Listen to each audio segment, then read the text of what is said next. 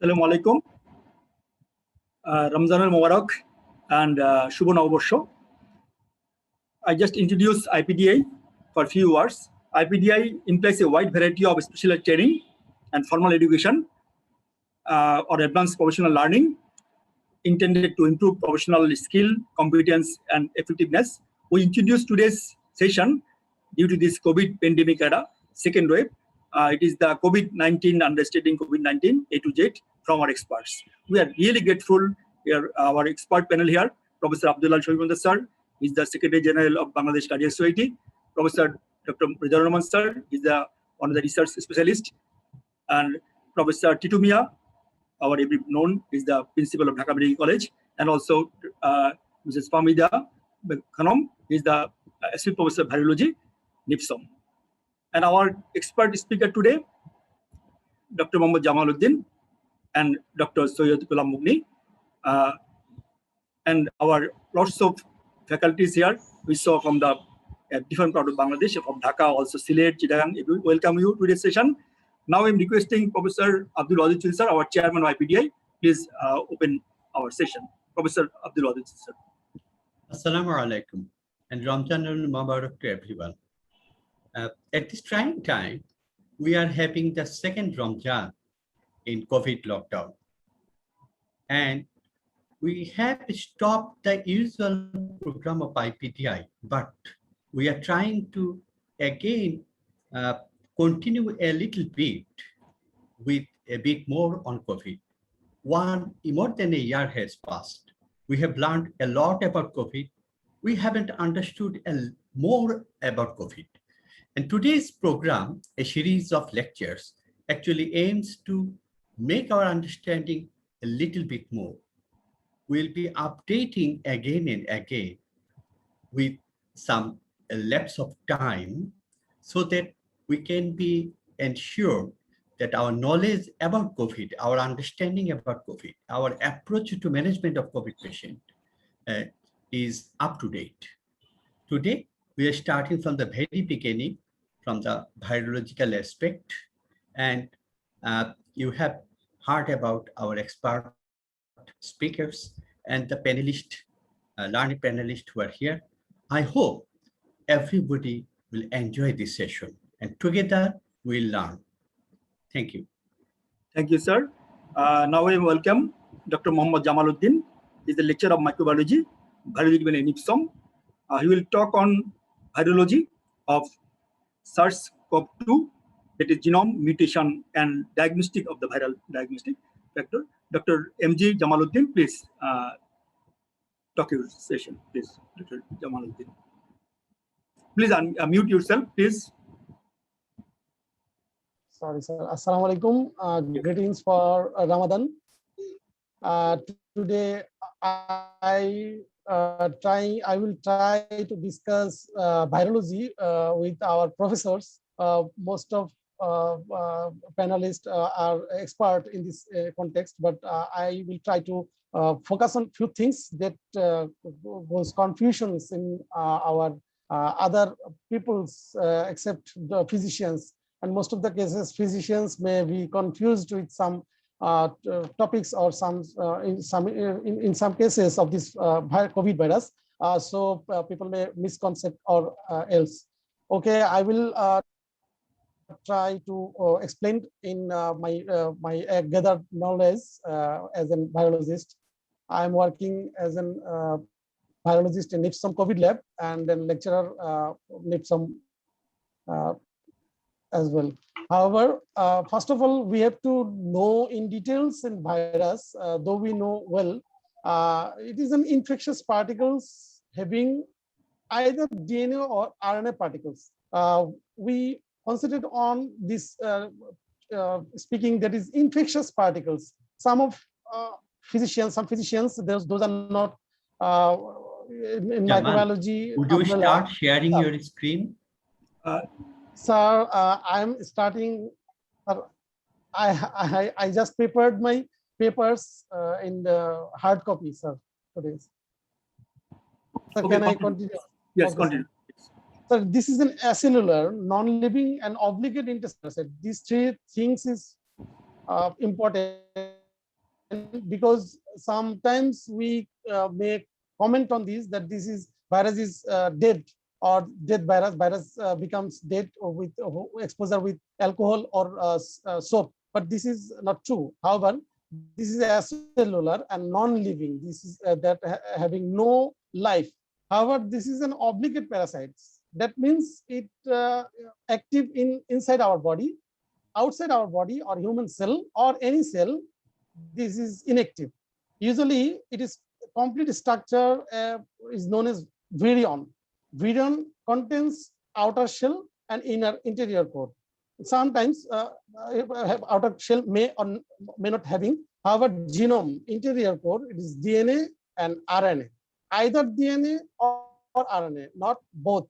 In our human cell, we just having those DNA and different forms. However, DNA viruses and what are the RNA viruses? First we know. DNA viruses, those which are enveloped. These are hepatitis B virus, Epstein-Barr virus, herpes simplex virus, and non-enveloped are influenza, measles, mumps, etc. And RNA viruses are enveloped one are HCV, dengue, etc. And non-enveloped are hepatitis A virus, E virus, rota. These are the our topics, that is COVID, corona. However, we first differentiate that is DNA and RNA first because we have to work on that.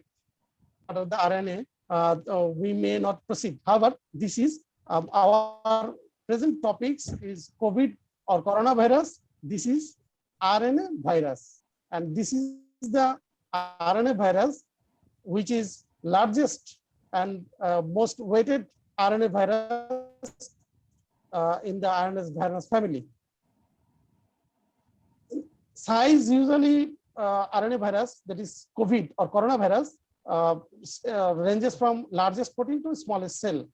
Now, on next, we can talk about with viral proteins. I sequentially try to cover the virology, that is capsid proteins acts as a packet or mediate attachment. However, outer protein induces neutralizing antibodies and activate T cells. Virus, after introducing in our host cell, that is early events, middle events, and late events, we know about that. Coronavirus. Coronavirus. This is an RNA virus. Coronavirus named because it has crown-like spikes on their surface. There are 4 main subgroups. Nowadays, till date, there are 4 groups: alpha, beta, gamma, and delta. These are the coronaviruses ever we discovered. Now, this coronavirus now presently causing epidemic worldwide. This is beta coronavirus. Alpha coronavirus, this causes regular infections in human. Gamma virus, there is single virus that is related to mouse. These are only species identified, and delta virus is not yet identified, but according to classification, this exists, but this does not cause any human diseases. However, coronavirus in the traditional classification and delta, and alpha and beta causes regular infections. What is the human coronavirus? This is the question. Human coronavirus differs from regular coronaviruses. These are 3 novel coronavirus. In this sense, novel, we sometimes may hear about novel viruses. These may be for influenza viruses, influenza A, novel influenza A. And after novel influenza A, nowadays we experience the novel coronavirus. So first of all, we have to know what is novel. Novel means that doesn't happen before. That means coronavirus that are not found before. What are the viruses that not found before? These are the human coronavirus. All three coronavirus except alpha and beta, and their alpha 2 viruses, beta 2 viruses. 3 coronaviruses are novel, but we here in this case uses this novel coronavirus. The novel coronaviruses among 3, those causes human diseases are SARS coronavirus, MERS coronavirus 1 or MERS-CoV, and SARS coronavirus 2, present one. Now, why we call SARS-CoV-2? Before that, we have to know the 3 human coronaviruses that are invented in last 3 decades. That is MERS coronavirus, Middle East acute respiratory syndrome viruses, and SARS coronavirus, severe acute respiratory syndrome virus 1, and SARS-CoV-2, present one. Middle East coronavirus, this is invented. MERS coronavirus we found in 2012 and reported cases in Jeddah, and SARS-CoV-1 or SARS-CoV virus, that is severe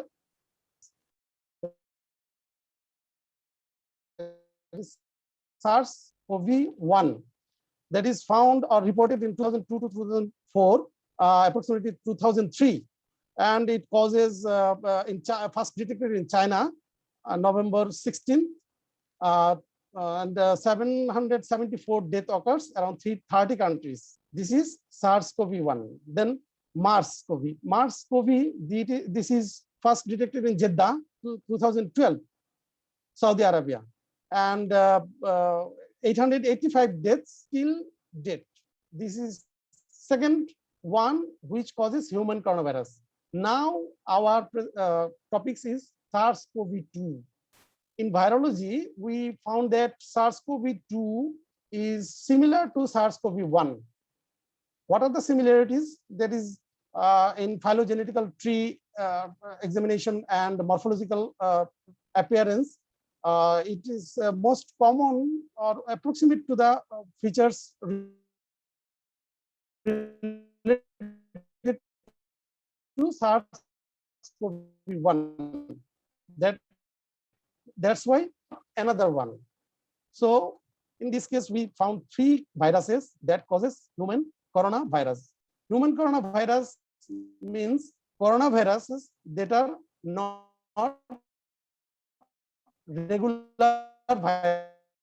viruses, that is for alpha is in alpha and 2 viruses in beta. Researchers found that all those coronaviruses, those causes human COVID, human coronaviruses that infected in human, those are beta coronavirus, not alpha coronavirus. This is an invention from our researchers. However, those traditional 4 coronaviruses, that is alpha 2 and alpha beta, regularly occurs seasonally, we infected, and human man-to-man transmitted. But the human coronaviruses, these are emerged from changing the vessels. There are different species like bat or camel, and from those bat and camels, those are reinfected human, that is virus capability to reinfect humans, and this causes the diseases. However, in this nowadays, from 2019 to 2021, last 1.5 year or 2 year, we found that SARS-CoV-2 other 2 human coronavirus. What are the difference or MERS-CoV? Those are also human coronaviruses, but those are different from present one. What are the points? We identified that these SARS or MERS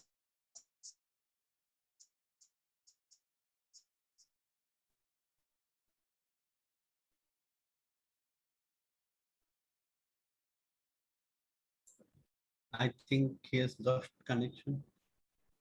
SARS-CoV-1 or MERS can infect.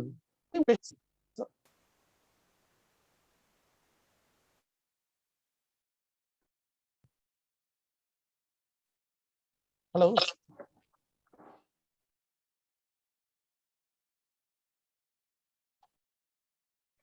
Very poor Okay. connection.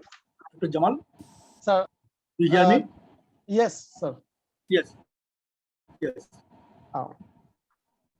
Thank you, sir. Another one is this is network is novel problem? people, sir.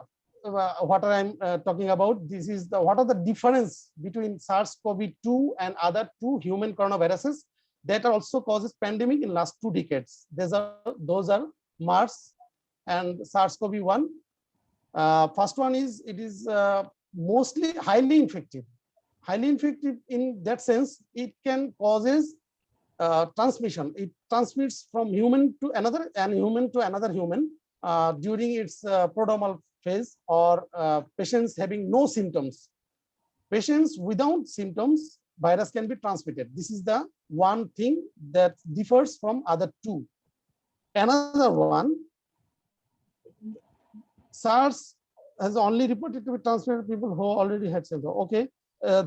Another one is it is novel because we have these two causes epidemic in worldwide, and we nowadays facing the epidemic, and that's why SARS-CoV-2 is becoming current issue and headache to all over the world.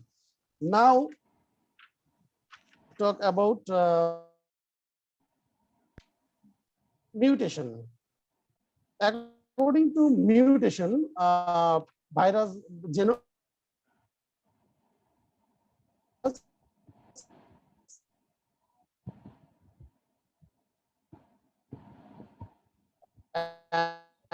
and positive sense RNA means more classes of viruses depending on their messenger RNA. That is single-stranded, double-stranded, single-stranded RNA, single-stranded RNA with DNA dependency, and this COVID virus is single positive sense RNA virus. Positive sense RNA virus having an ability to transcript protein without help of cell. This is not an virulence matter. However, this is a virus itself is the property of single-stranded positive sense RNA virus.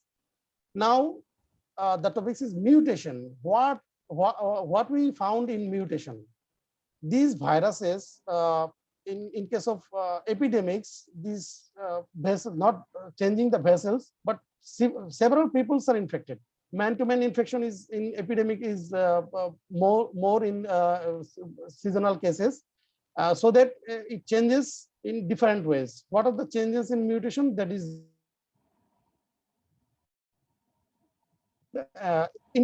integration. Among these, base substitution may be possible, and the possibility of base changes, missense or nonsense anyhow, and friendship it may causes, because in this pandemic situation, this may be causes a mutation, because mutation in natural process, it is a lengthy process and it requires several years to be happened in normal cases. In pandemic, it breaks the rules. As breaking the rules we found in dengue, that is IgG and IgM. These in this case, literally we found that we know that IgM first comes, then IgG later. But in the last year, we found that IgM, IgG simultaneously comes out. That is not the immunological rules. That's why in case of epidemic or endemic, virus breaks the rules. However, mutation may occur due to frequent infection from man to man. Another possibility is interactions. This is rarely happened in virus. Now I can talk about vaccines. Vaccines, those are present in presently.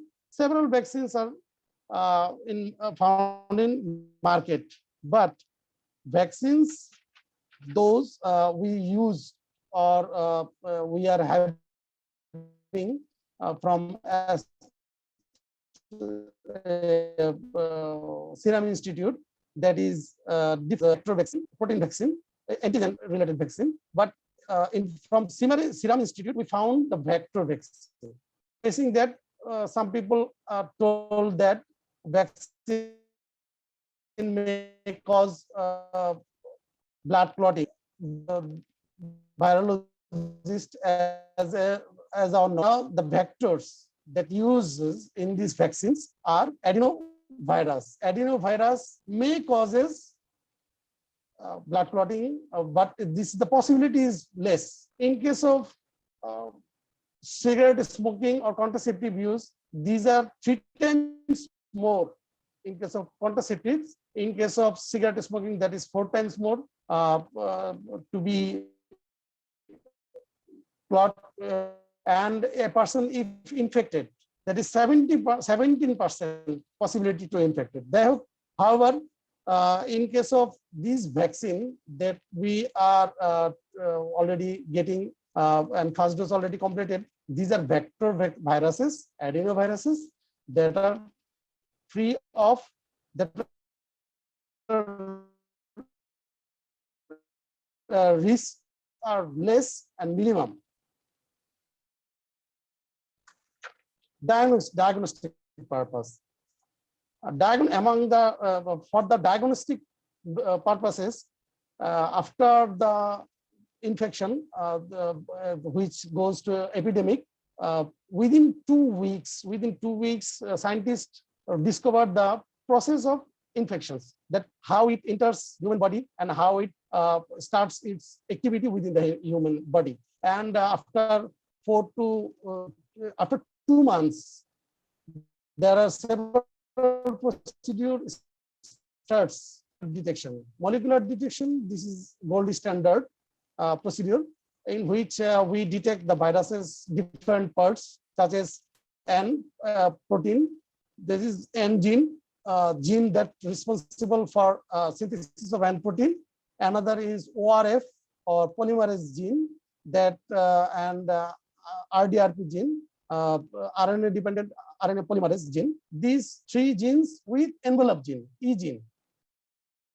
We use molecular procedure, that is PCR, polymerase chain reaction. We detect all those genes along with internal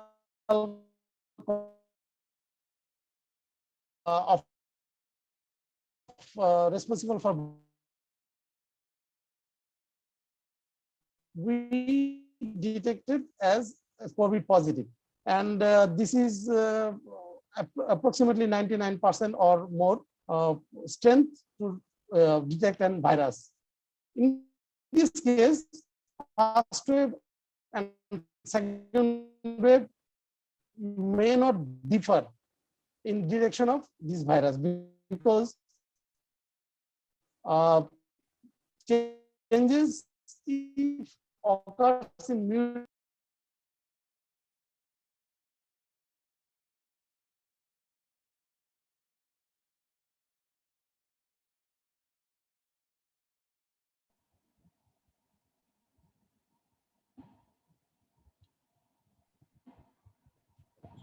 I think I lost the connection.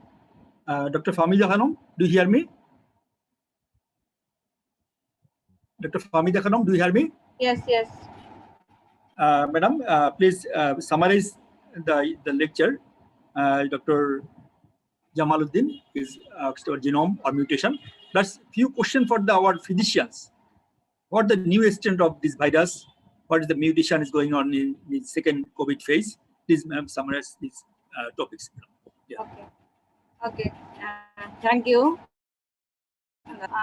Sir, Titu sir, I am your student from Amazing Medical College, and also many of our learned professors here.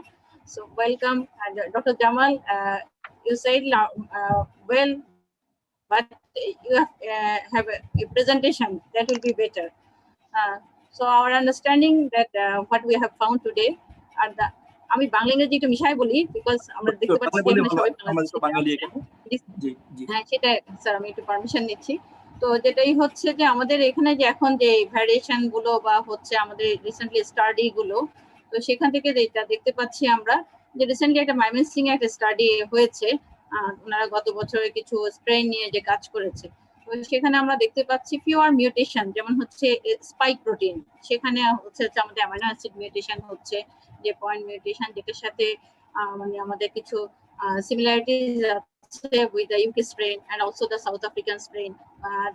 একটা recent যে স্টাডিটা হয়েছে ওখানে হচ্ছে ওনাদের মানে এই division থেকে তারা স্যাম্পল কিছু নিয়েছিলেন আর কি, সবগুলো জায়গা থেকে অ্যারাউন্ড 15 স্যাম্পল, আর যেগুলোকে সিকোয়েন্সিং করা হয়েছে, জিনোম সিকোয়েন্সিং। তো সেখানে যে ভ্যারিয়েশন গুলো পেয়েছে সেখানের মধ্যে সবগুলো স্ট্রেইনের মধ্যে কিছু কিছু ভ্যারিয়েশন আছে, যেটা হচ্ছে যে আমরা দেখতে পাচ্ছি যে স্ট্রেইন গুলো ইউকে স্ট্রেইনও আছে, তারপর হচ্ছে যে আমাদের যে সাউথ আফ্রিকান ভ্যারিয়েন্ট সেটাও পাওয়া গেছে, আবার ব্রাজিলিয়ান স্ট্রেইন সেটাও আছে। তো সো এগুলো হচ্ছে যে মিউটেশনে যেটা হচ্ছে স্পাইক প্রোটিন, যেটা আমরা জানি ই করছে যে যেটা এসি ইনহিবিটরের সাথে রিসেপ্টর বাইন্ডিং প্রোটিন, যেটার সাথে আসলে যে বাইন্ড হচ্ছে যে for the entry of the cell. তো ফর দ্যাট রিজন যে আমরা এখন যে ভ্যাকসিন দিচ্ছি বা ভ্যাকসিনেশন প্রোগ্রামে আর কি, যেটা আসলে কিন্তু এটা যে ইফেক্ট, এটা নিয়ে যে অনেক কথা আছে যে but this will be effective because হচ্ছে যে আমরা যখন নিতে যাই ফিউ পার্ট মিউটেশন হচ্ছে, but this will reach the entry some point, mass অ্যামাউন্টে সেটা হবে না, কিন্তু যেটা ইয়ে হচ্ছে। আর আদার যেটা হচ্ছে যে আমরা এখন যেটা পাচ্ছি এখনো যে যে আমরা এখন বলছি যে না, নতুন স্ট্রেন গুলো আমরা ল্যাবে আইডেন্টিফাই করতে পারছি না, এটা আসলে কতটা কারেক্ট আমি বুঝতে পারছি না, বিকজ যারা ক্লিনিশিয়ান যারা আছেন তারা একটু ভালো বলতে পারবেন। আমরা দেখতে পাচ্ছি যে আমরা যেসব পেশেন্ট গুলো হসপিটালাইজ হচ্ছে বা আমাদের ল্যাবে আমরা এখন প্রায় 30% আমরা এখন আবার রিসেন্টলি পজিটিভ পাচ্ছি এরকম। তো সেই ক্ষেত্রে আমরা দেখতে পাচ্ছি যে এগুলো অলরেডি তারা যদি হসপিটালে ভর্তি হচ্ছে এবং সেখান থেকে সেই কেসগুলো মানে এরকম আমরা পাচ্ছি, সাইন সিম্পটম আছে।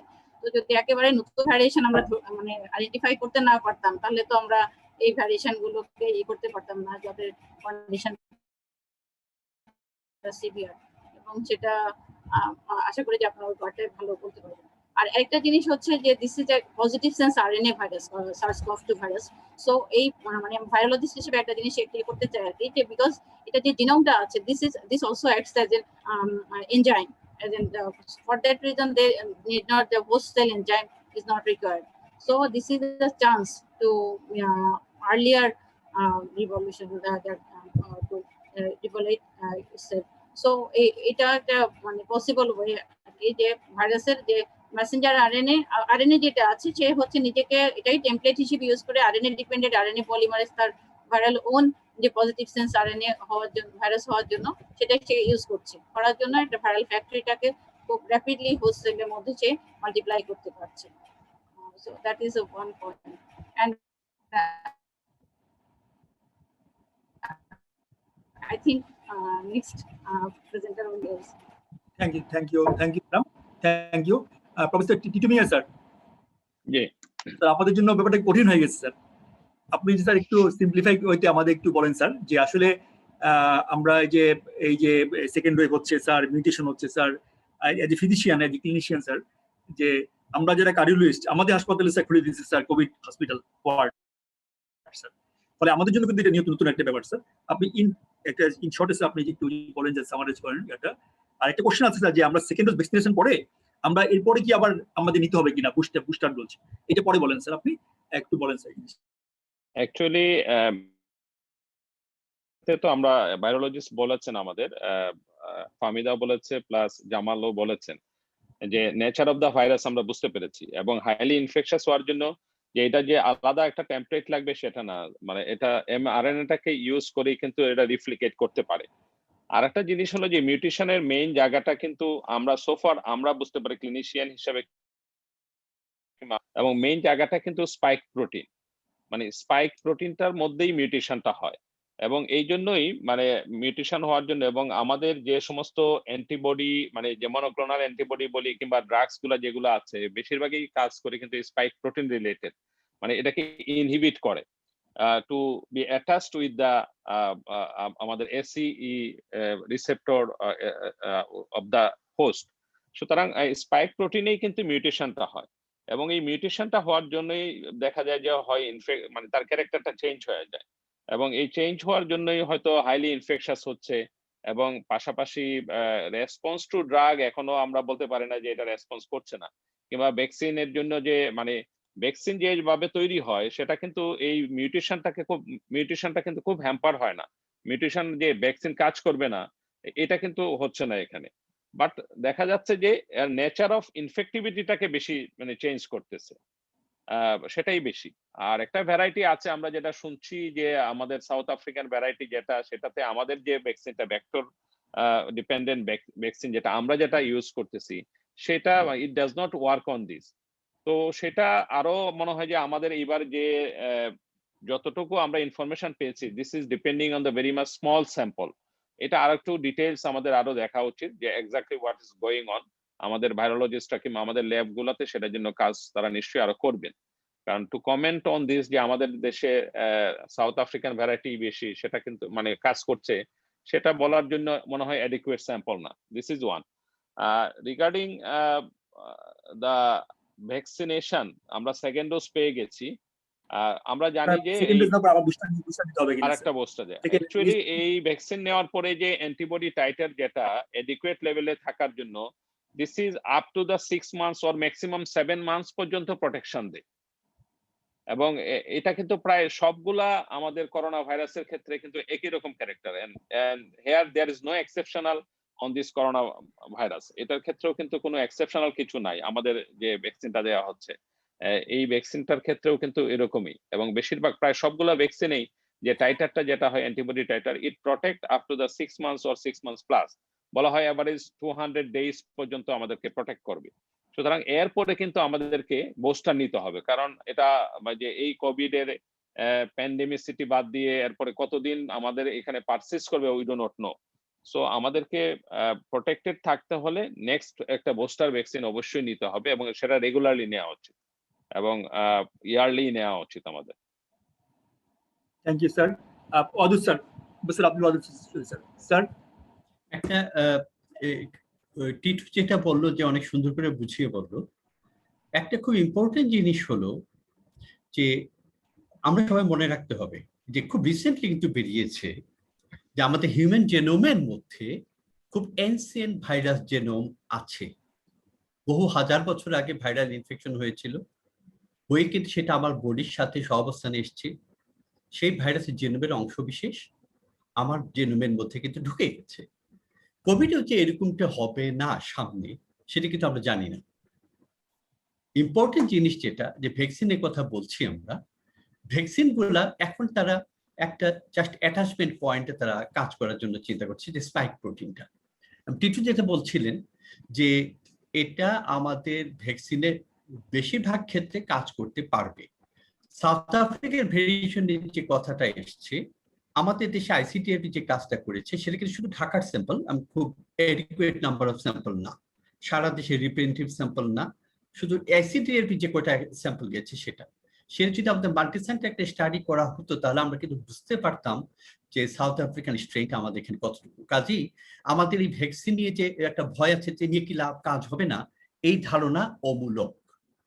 এবং একটা আমি টিটুকে জিজ্ঞেস করব, যারা মেডিসিন আছেন তারা হয়তো আরো ভালো বলবেন, যে আমার কেন যেন একটা অবজারভেশন হচ্ছিল যে যাদের আগে একবার হয়ে গেছে করোনা কিংবা যারা ভ্যাকসিন নিয়েছেন এবারে তাদের কিন্তু খুব বেশি হচ্ছে না।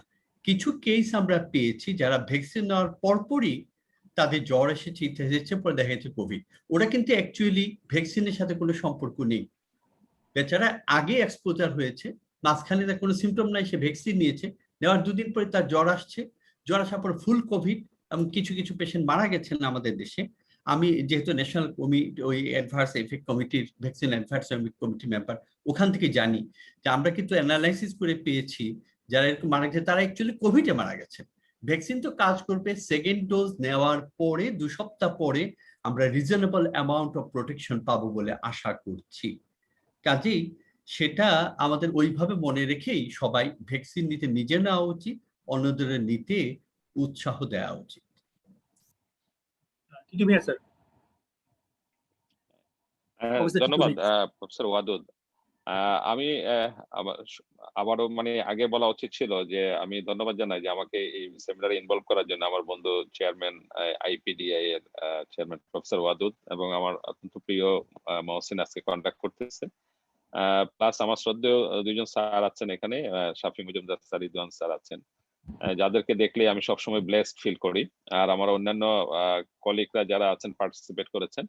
তো অ্যাকচুয়ালি আমার মনে হয় যে খুবই সুন্দরভাবে ওয়াদুদ স্যারের সঙ্গেই আমি একই কমিটিতে কিন্তু আমরা কাজ করি, যে ফার্মাকো ভিজিলেন্স কমিটিতে, ন্যাশনাল কমিটিতে। এখানে আমরা দেখছি যে আসলে ভ্যাকসিন রিলেটেড কেমন জটিলতা হয় কিংবা কমপ্লিকেশন হয়, কিংবা যারা এবার আবার সেকেন্ড টাইম ভ্যাকসিনে এফেক্টেড হচ্ছে মানে কোভিডে আক্রান্ত হচ্ছে, সেটাকে আদৌ ভ্যাকসিনের সঙ্গে কোনো রিলেশন আছে কিনা। প্রথমবার যারা ভ্যাকসিন নিয়েছিলেন কিংবা ভ্যাকসিন নেওয়ার পরপরই যাদের কোভিড হয়েছে, actually they have been, professor Wadud সুন্দরভাবে বলেছেন, দে হ্যাভ বিন ইনফেক্টেড। তারা হয়তো ইনকিউবেশন পিরিয়ডে ছিল, তখন ভ্যাকসিন নিয়েছে, তারপর তারা কোভিডে সাইন সিম্পটম শুরু হয়েছে। এবং আমরা কিছু কিছু পেশেন্ট পেয়েছি যারা একদম হয়তো 1 মাস পরে কিংবা 1.5 মাস পরে আবার একটু কোভিড পজিটিভ হয়েছেন, এরকম কিছু কেসও পেয়েছি। এবং সেই ক্ষেত্রে আমরা পেয়েছি বেশিরভাগ কেসে কিন্তু মাইল্ডার সিম্পটম পেয়েছি, অর দে রিমেন অ্যাসিম্পটোমেটিক, এরকম কিছু কেস পেয়েছি। এবং অবশ্যই আমি বলবো যে ভ্যাকসিন যারা নিয়েছে তাদের এডিকুয়েট টাইটার হয়তো হয় নাই, ইনক্লুডিং মি। আমার টাইটার দেখেছি যে প্রথম ভ্যাকসিন ডোজ নেওয়ার পরে আমার এডিকুয়েট টাইটার হয় নাই। সো আমরা যারা সেকেন্ড ডোজ নিয়েছি তাদের হয়তো আরো প্রোটেক্টেড লেভেলে যাবে এবং আরো প্রোটেকশন দিবে হোপফুলি। সেই ক্ষেত্রে হয়তো আমরা ইনফেক্টেড হব না। কিন্তু যেটা হলো যে যাদের রিস্ক ফ্যাক্টর আছে বেশি, সেটা আবার সেকেন্ড টাইম ইনফেক্টেড হচ্ছে even after first dose of the vaccine, কিছু কিছু পেশেন্ট হয়তো খারাপ হয়ে গেছেন। সেই খারাপ হওয়াটা মোর রিলেটেড টু দ্য, আমার কাছে মনে হয় যে ভ্যাকসিন যতটুকু প্রোটেকশন দিচ্ছে তার চেয়ে বেশি রিস্ক ফ্যাক্টর গুলো ওনাকে বেশি পরিমাণ রিস্কে ফেলে দিচ্ছে, মানে আই মিন কোভিড হওয়ার পরে। সো যাদের সিকেডি আছে, যাদের ডায়াবেটিস আছে, যাদের অন্যান্য রিস্ক ফ্যাক্টর আছে, এজ বেশি, তারা কেউ কেউ অবশ্যই হয়তো খারাপ হয়ে গেছেন even despite having the vaccine. So এটাকে আমরা শুধু ভ্যাকসিনকে এই জায়গায় এতটুকু ব্লেম করা যায় না। আর ভ্যাকসিনের সেকেন্ড ডোজ নেওয়ার পরে আমরা বুঝতে পারবো যে আমরা আমাদের টাইটার কেমন ডেভেলপ করছে, নিশ্চয়ই আমরা স্টাডি করে সেটা বের করব এবং আমরা ডেফিনেটলি প্রোটেকশনটা পাবো। যেটা what is going on in the ইউকেতে কিন্তু তারা ম্যাসিভ ফর্মে পিপলকে কিন্তু ভ্যাকসিনেটেড করে ফেলেছে। এবং আমরা যদি এখন দেখি যে দেশগুলোর মধ্যে আবার ইনফেক্টেড হচ্ছে, সেখানে কিন্তু ইউকের অবস্থান কিন্তু এখন রাদার আমি বলবো যে অনেক ভালো অবস্থানে আছে মর্টালিটি এবং ইনফেক্টিভিটির দিক থেকে। সো আমার মনে হয় যে ভ্যাকসিন রিলেটেড এরকমই আমাদের ধারণা এবং আমাদের ইনফরমেশন গুলো এরকমই। আমরা হয়তো সেকেন্ড ডোজ কমপ্লিট করেছি অনেকেই, আমরা পরে টাইটার দেখতে পারলে কিংবা নেক্সট আমরা হাউ মাচ মানে আমাদের মধ্যে কতটুকু ইনফেকশন হয় সেটা হয়তো আমরা স্টাডি করলে বুঝতে পারবো। ধন্যবাদ Mohsin. Thank you, sir. Thank you, sir. Our next presenter waiting for his talk. Now requesting Professor Abdullah should be on this, sir. Sir, do you hear me, sir? Your last comment on this topic. হ্যাঁ, সবাইকে ধন্যবাদ। আমি তো এখানে আসছি শোনার জন্য, আমি তো কিছু বলার জন্য অত না। হয়তো ক্লিনিক্যাল প্রেজেন্টেশনে the part of the cardiovascular involvement, সেটা হয়তো I may participate in that discussion. And this virological discussion, আমার মনে হয় যে আমি শুনলাম প্রফেসর টিটু সুন্দর করে বললো, প্রফেসর উদ্দিন বললো, আর আমাদের দুইজন ভাইরোলজিস্ট তাদের বেসিক পেপার বললোই। কাজেই আমার মনে হয় যে আমরা ক্লিনিক্যাল প্রেজেন্টেশনের সময় হয়তো কিছু পার্টিসিপেট করতে পারবো। Thank you, sir. Thank you, sir. We divide that presentation in 2 parts. Today we discuss only common presentation of COVID-19. Now I am requesting Dr. Syed Gulum Mugni, FCPS, FRCP, FSCP, Assistant Professor of Developmental Medicine, Dhaka Medical College. He is the young promising internist in Bangladesh. You are a very promising internist. I'm requesting Syed Mugni, please start your session. Pathogenesis and presentation of COVID-19 is a common presentation COVID-19. And on the 23rd April, we'll enjoy uncommon presentation of COVID-19. Dr. Mugni, please start your session. Thank you. I hope I'm audible. Yes, sure. Yeah. Thank you, respected Dr. Mohsin Ahmed, my respected cardiologist and big brother. I'm really happy to be here in this auspicious platform of IPDI, respected chairperson, Professor Wadud sir, and my very respected, my direct teachers, Professor Ridwanur Rahman, Professor Titu, Miah, Professor Abdullah, Shafi, Majumder sir, and my senior colleague, Dr. Fahmida, Khanam, and all the virologists and participants. It is really a pleasure to be here. My topic is pathogenesis and presentation of COVID-19. And I'm Dr. Syed Gulum Mugni, as Dr. Mohsin has said. I'm working under Professor Titu, Miah sir in Dhaka Medical College as assistant professor in the Department of Medicine. So already virology has been discussed quite a lot, and knowledge of the structure of the coronavirus of the SARS-CoV-2 is the first step to comprehending the pathophysiology of COVID-19. That we have already done. Our renowned virologist has given us much knowledge about the coronavirus, and it will help us to understand my topic, that is the pathophysiology of COVID-19 mainly. And as we know, the clinicians, that the disease has the mild, moderate, severe, and critical stages. This progression of COVID-19 is thought to occur as a result of a complex interplay between multiple pathophysiological mechanisms, as you all know, and all of which may orchestrate SARS-CoV-2 infection and contribute finally to the organ-specific tissue damage and manifestation of the disease, the complications, the severity. All we are facing this grim situation right now. And the pathophysiological mechanism is behind everything. So understanding this is pivotal to battle this pandemic. That is why dissecting currently available knowledge of COVID-19 immunopathogenesis is crucially important. And this pathophysiology is basically immune mediated, that is immunopathogenesis, not only to improve our understanding of its pathophysiology, but also to fuel the rationale of various clinical presentations, diagnostic tools, and treatment modalities, both novel and repurposed. That is the objective of my presentation.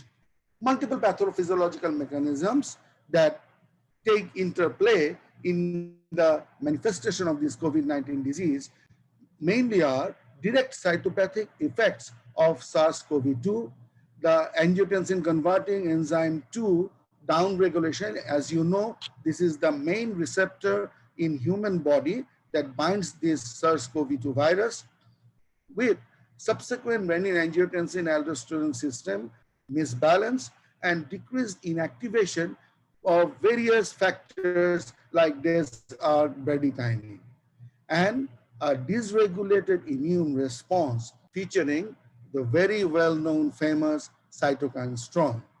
Also, you know that coagulopathy and autoimmunity are equal important pathophysiological mechanisms.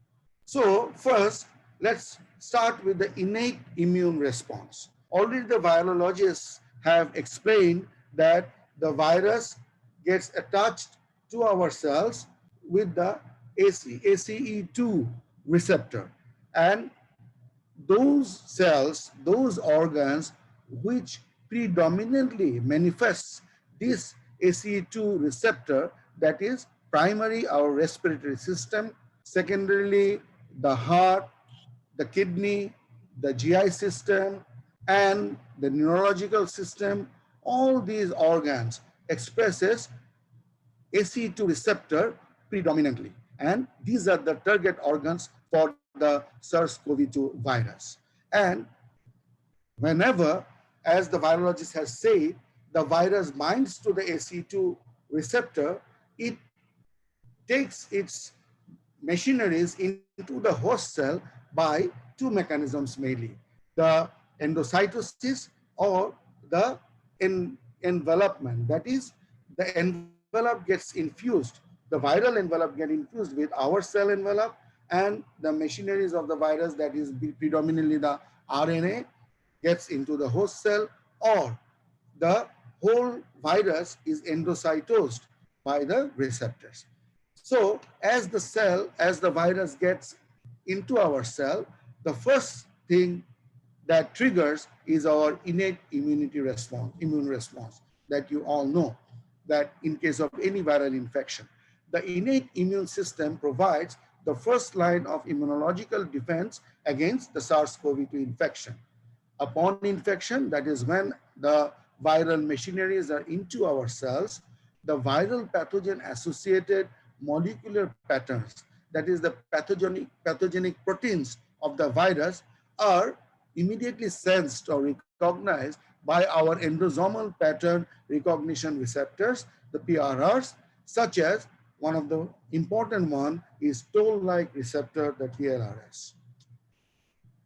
This results in intercellular signaling cascades.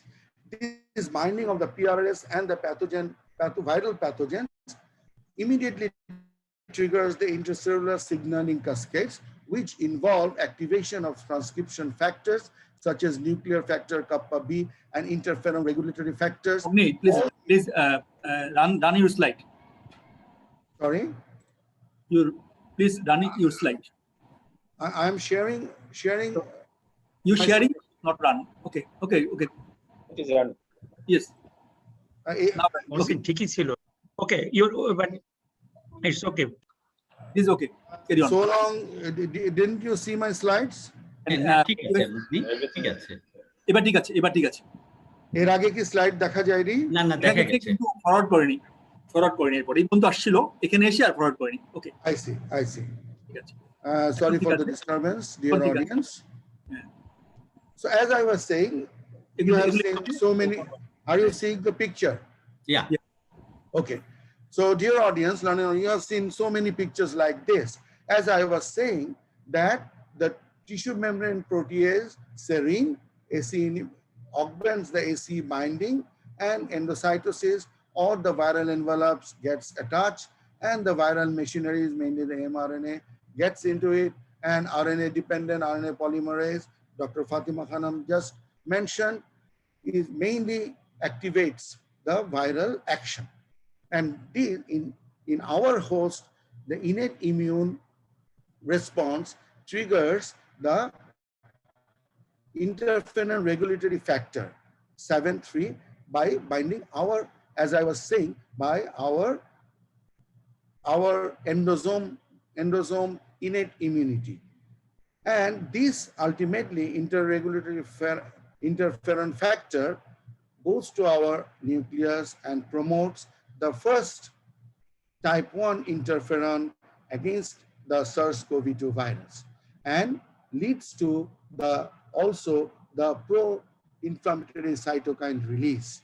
But dear audience, you must understand that if the interferon response is adequate, normally induces an antiviral immune state in infected cells that limits viral replication and induces apoptosis to protect the host from the viral dissemination. That's why 80% of our SARS-CoV-2 infected personals are mild cases, and many of them are asymptomatic because of this adequate interferon response. But at the same time, the virus releases some other proteins like the open reading frame 3b6, all these. These proteins, at the same time, while interferon activation is going on, suppresses this formation of interferon. So our immune activation becomes suppressed. So in these patients where these factors play more aggressively, less interferon produced in the initial state.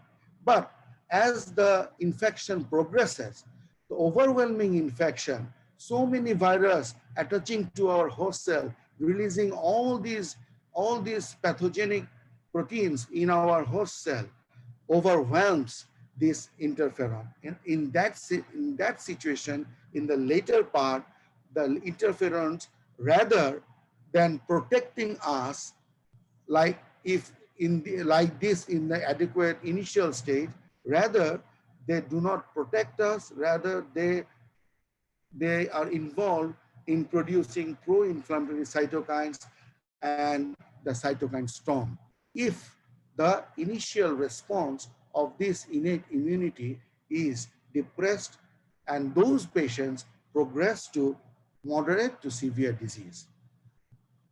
This is what I was saying, that however, multiple SARS-CoV-2 proteins like the open reading frame shown to suppress the type 1 interferon signaling. The initial delay of the interferon response is followed by unrestrained viral replication. That was what I was saying, that if the initial response is delayed, then it is followed by unrestrained viral replication and dissemination in the infected host, thereby promoting an eventual increase of interferon that can exacerbate hyperinflammation in the progression to organ damage.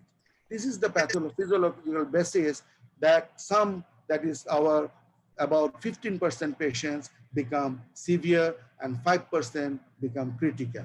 And hypercytokinemia has been reported in severe COVID-19 on several occasions, and this condition is often referred to as the famous term cytokine storm. Elevated cytokine levels result in endothelial dysfunction, vascular damage, and paracrine metabolic dysregulation, thereby damaging multiple organ systems. As you all know, levels of acute response cytokines like the tissue necrosis factor and the interleukin-1 beta and chemotactic cytokines like IL-8, MCP-1 rise early in the hypercytokinemia, facilitating the sustained increase in interleukin-6. As you all know that interleukin-6 has attracted much attention nowadays. It is being tested in many centers in Dhaka and some advanced site, that interleukin-6 level is a prominent marker of this cytokine storm, but we should use it judicially in severe to critical patients only. This interleukin-6 regulates levels of regulates its own level, MCP and the GM-CSF via the Janus kinase signal transducer and activator of transcription, the JAK-STAT pathway. You know, it is also has attracted much attention, and drugs like baricitinib is being used against this enzyme pathway, and thereby perpetuates the inflammatory process. That is why understanding the cytokine storm is so important to battle this deadly disease. IL-6 regulation is important. JAK-STAT pathway is very important, which perpetuates the inflammatory process. IL-6, along with other pleiotropic cytokines, drives an acute phase response that elevates serum ferritin, complement, CRP, and procoagulant factors. And these are the things that helps the clinician to judge the status, what's going on inside the body, whether cytokine storm is evident or not. This is the pathophysiological basis to do serum ferritin, CRP, complement, and procoagulant factors like D-dimer, ferritin, fibrinogen, and others. So the mechanism of SARS-CoV-2 associated cytokine storm and associated damage, I have already explained that the cytokine production becomes rapidly dysregulated, damaging healthy cells, typically first in the lungs, because the pneumocytes expresses the ACE2 receptor most, and the cascade of cytokine storm associated damage begins with disruption of the epithelial barrier in the lung, and that exposes our lung and other tissue to bacterial infections as well. And that's the pathophysiological basis of superadded infection. And learned audience, all these cytokine storm ultimately leads to tissue damage and expression of various clinical pathological manifestation in our poor patients. Like in the lungs, we have you all know cough, sneezing, and others, nausea, vomiting. In GI, brain. I will go a bit details in the later part. So this is the pathophysiological mechanism of tissue damage that leads to all the disease manifestations specific to these target organs. So with this innate immune understanding, the next, or that is the cytokine storm, the first step, next move over to the complement system. This is the another key player in the innate immune response is the complement system, acting as a rapid immune surveillance system against invading pathogens and bridging innate and adaptive immunity. Adaptive immunity will come in the later part, and complements work as a bridge between the innate and adaptive immune response to SARS-CoV-2. In the case of COVID-19, complement activation is overwhelming, which results in harmful acute and chronic inflammation, endothelial cell dysfunction, and intravascular coagulation. Learned audience, you all know this.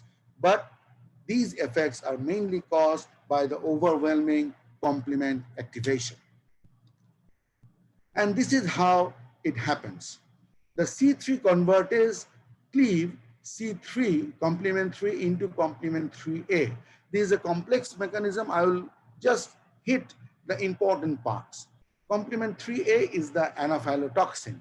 And as you see the classical pathway, the SARS-CoV-2 being with the immunoglobulin G and M makes the complex with the complement 1 QRS and the complement 4B, ultimate the C3 convertase is formed, and this becomes the C5 convertase. And this C3 convertase converts C3 to the anaphylotoxin complement C3A, and C5 convertase converts complement 5 into the complement 5A, which is a leukocyte recruitment and inflammatory response anaphylotoxin. And ultimately, the C5A attracts and activates the inflammatory leukocytes.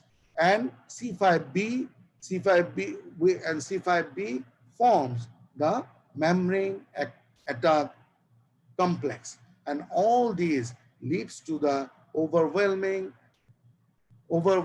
inflammatory response, recruiting the inflammatory leukocytes, the complements, and the cytokines.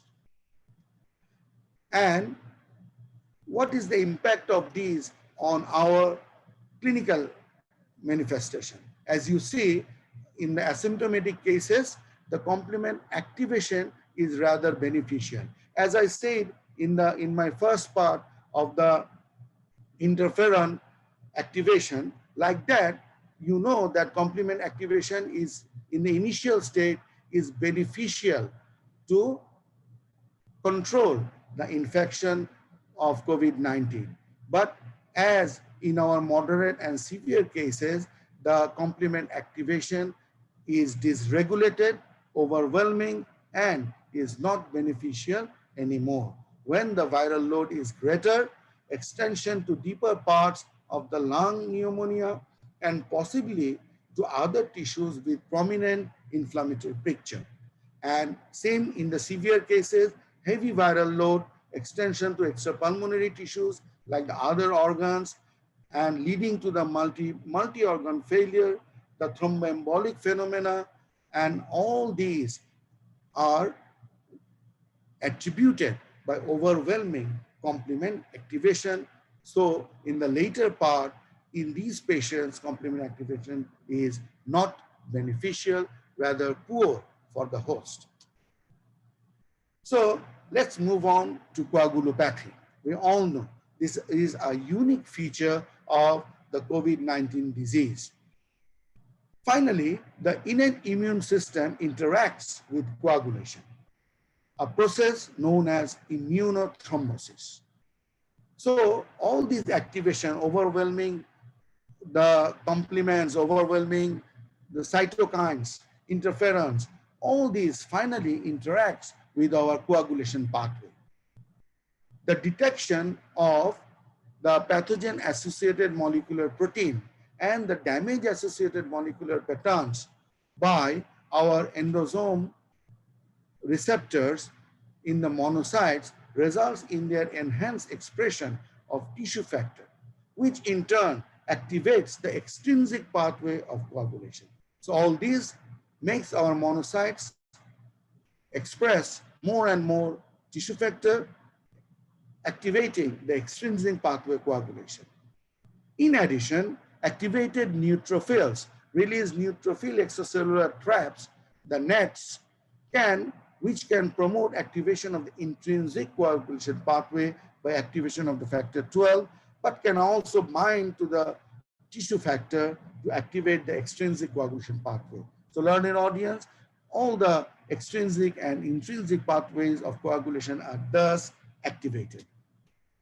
This is the picture showing this activation, that is the inflamed and dysfunctional endothelium due to SARS-CoV-2 infection, the von Willebrand factor, the factor 12A, the tissue factor, and all these activating the thrombin, activating the platelet, activating the neutrophils, but also by the cytokines, releasing the, activating the intrinsic and extrinsic pathways of our coagulation and increased clot formation, resulting in microthrombi and fibrin deposits in small blood vessels, which is a unique pathophysiological feature for SARS-CoV-2 infection. And the very renowned and old Virchow triad is effective in understanding the impact of COVID-19 associated coagulopathy as well. The endothelial dysfunction, as I have discussed, the virus-induced endothelitis, immune-mediated activation of endothelial cells, complement system, cytokine storm, hypoxemia itself, and vascular permeability. All these leads to the endothelial dysfunction, and the thrombin formation, platelet activation, the nuclear exocytosis factors, the fibrinolysis shutdown by the complement, and the immune pathology leads to the hypercoagulable state, and also ultimately the pulmonary microthrombi, microvascular occlusions leads to the stasis of blood flow, and all these interplay to manifest the coagulopathy in COVID-19 disease. So I hope this was a bit understandable about the coagulopathy and the immunopathogenesis behind. Now, after the innate, that concludes the discussion of innate immune response. Learned audience, let's move to adaptive immune response. The adaptive immune response plays a pivotal role in SARS-CoV-2 clearance via activated cytotoxic cells that destroy infected cells and through B cells that produce neutralizing antibodies against the virus-specific antigen. This mechanism is very, very basic adaptive immune response to all virus. That is the macrophage, the dendritic, all these are antigen presenting cells are presenting the antigen and activating the T cells to CD4 cells, CD8 cells, going to the lymph nodes and activating the naive B cells to plasma B cells, ultimately the neutralizing antibodies, that is the humoral immunity, comes into play. The vast majority of COVID-19 patients with mild to moderate disease experience a robust adaptive immune response, which persists for months after primary infection. And that this is also initiated by in the vaccine process as well, that Honorable Professor Titu sir was saying that after vaccination, several months you are immune. But exactly how many months is yet to know, of course, learned audience. An important issue is lymphocytopenia, as we know that this is a negative factor in understanding the clinical setting of COVID-19 patients. We know that the lymphocytopenia is a bad prognostic factor. What is the pathophysiology behind it? This is, lymphopenia may be partially explained by an abnormal innate immune response featuring low interferon 1 that I have already discussed.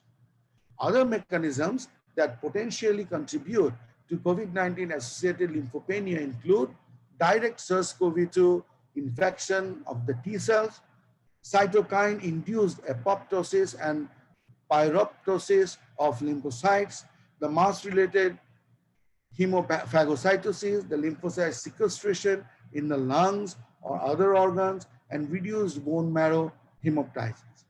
All these, you know, in a short, explainable way, we can say that the innate and the adaptive immune response that we were talking about activates the lymphocytes, and they come into play to hold the virus, to kill the virus. But in the mechanisms, they are self-destroyed.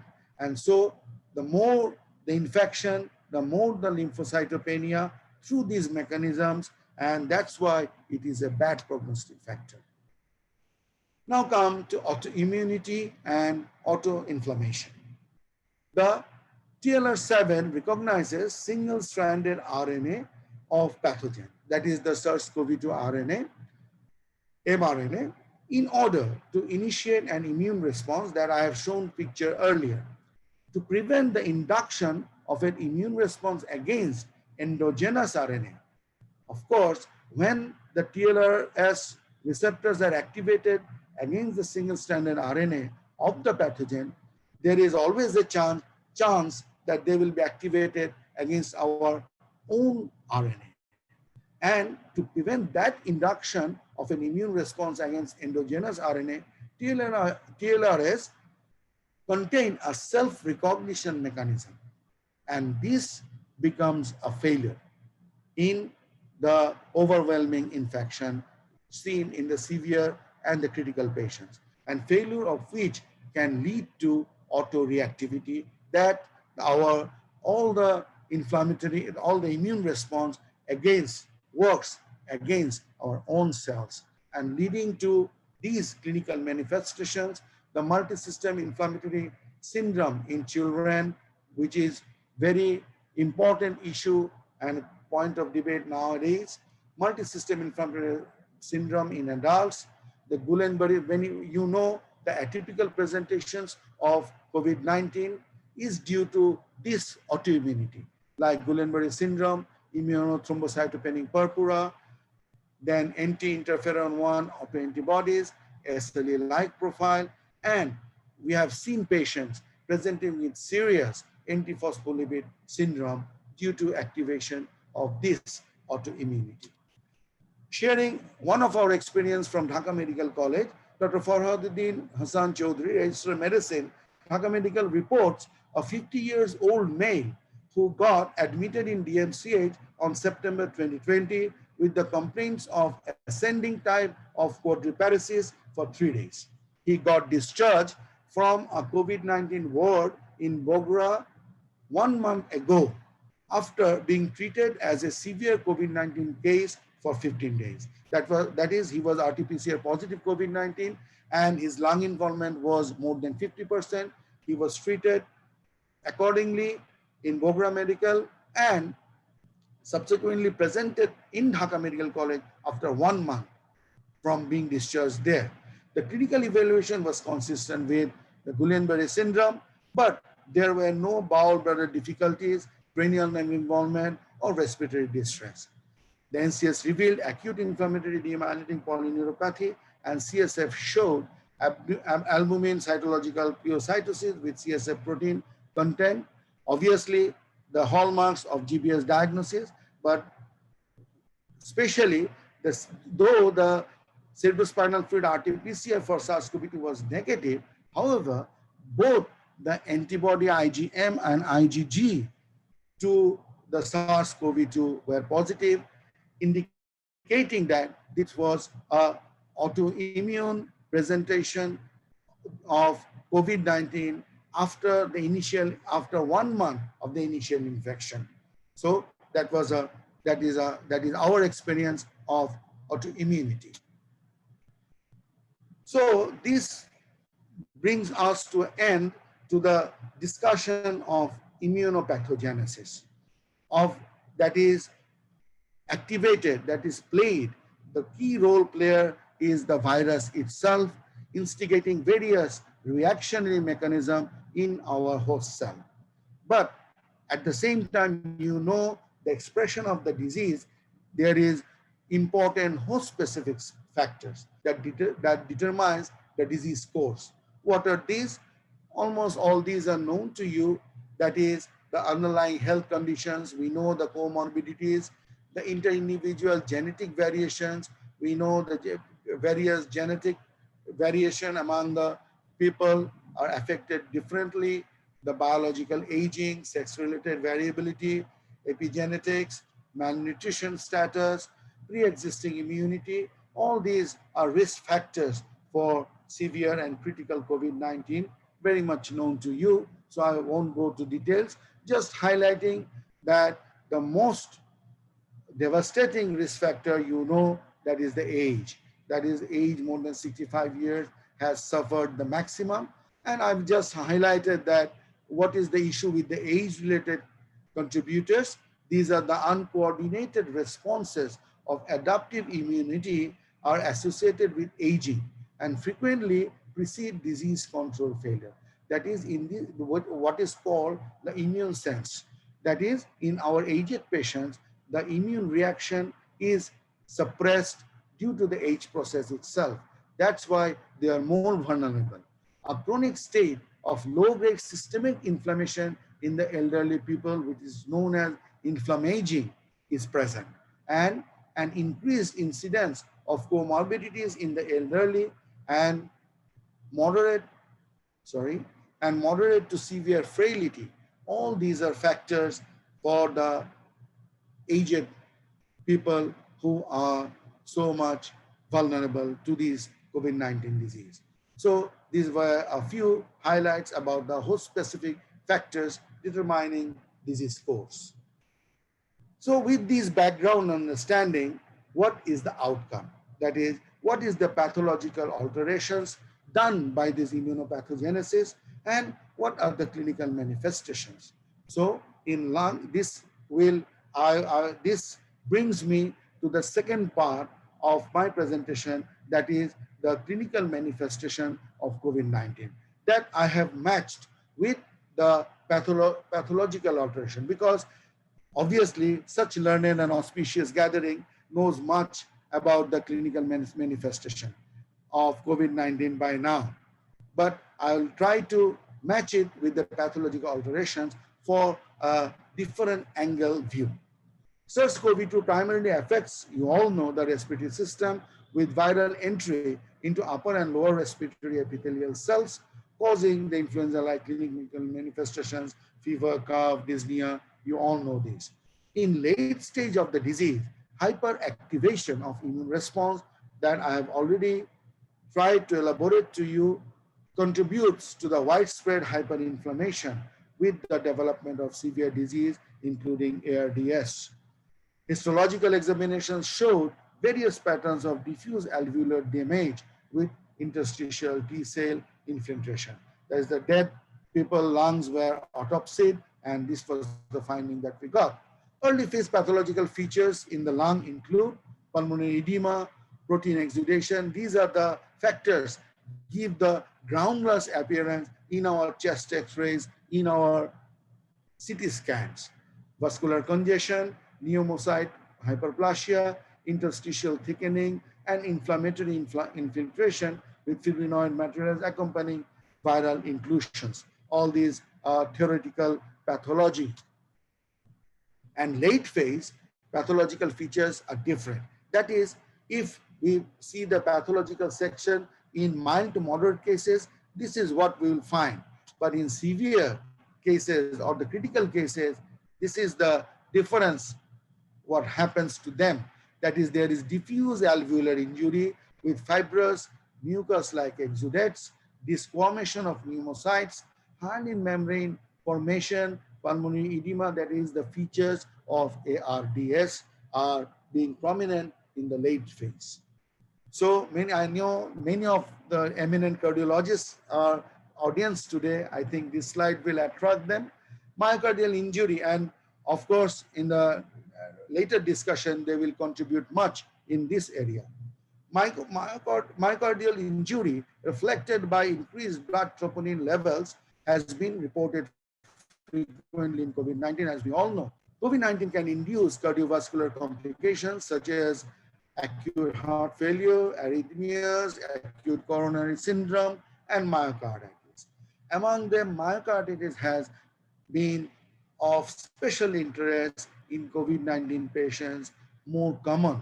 And myocarditis may result from direct cardiotoxic effects of the SARS-CoV-2 infection or from indirect effects, either via cytokine-mediated cardiotoxicity or by triggering an autoimmune response, again, our very own cardiac components, leading to these cardiac complications in COVID-19.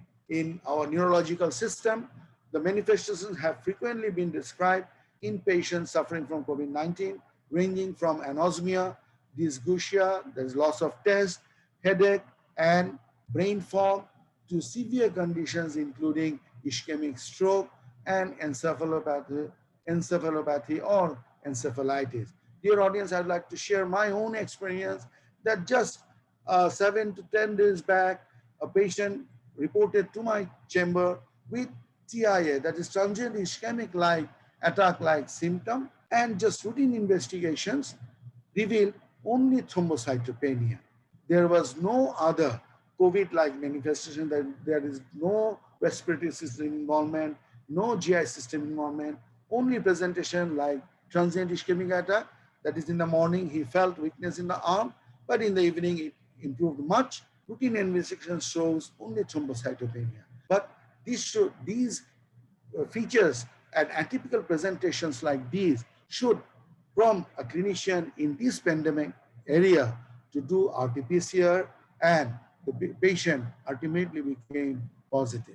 The neurological manifestations may result from direct cytopathic effects of SARS-CoV-2 infection or from superimposed disease factors, including hypoxia-induced damage, drug-related changes, and harmful immune responses. In the kidney, we know acute kidney injury is the most common kidney-related manifestation of COVID-19, and it is a poor clinical outcome. And COVID-19 could affect renal tubular, glomerular, and vascular tissue, leading to conditions such as acute tubular injury, collapsing glomerulopathy, and thrombotic microangiopathy.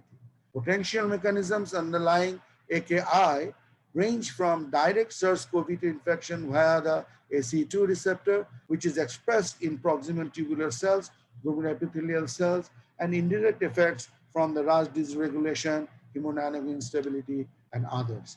You know the gastrointestinal system is also affected as it expresses ACE2 receptor much, and the symptoms are anorexia, diarrhea, abdominal pain. And you know, with the new variant that was being discussed earlier, the UK variant, the South African variant are presenting more with these non-respiratory system involvement, with these features more as we clinicians are apprehending. Along different parts of the GI tract, interstitial edema within the lamina propria and concurrent infiltration, mainly with lymphocytes, monocytes, and plasma cells, have been reported. Mucosal changes of the GI tract, though, vary. Hepatobiliary system, mainly not the hepatocytes, rather the gallbladder system is first affected by the SARS-CoV-2. Later, the hepatocytes are involved, and mainly on the cholangiocytes, and as I said, the ACE2 inhibitors and mainly on the cholangiocyte. That's why they're affected first, then the hepatocytes. And you know the pathological features of COVID-19 in the liver include moderate macrovesicular steatosis, mild lobular and portal infiltration, patchy hepatic necrosis, and both periportal and centrilobular sinusoidal dilatation.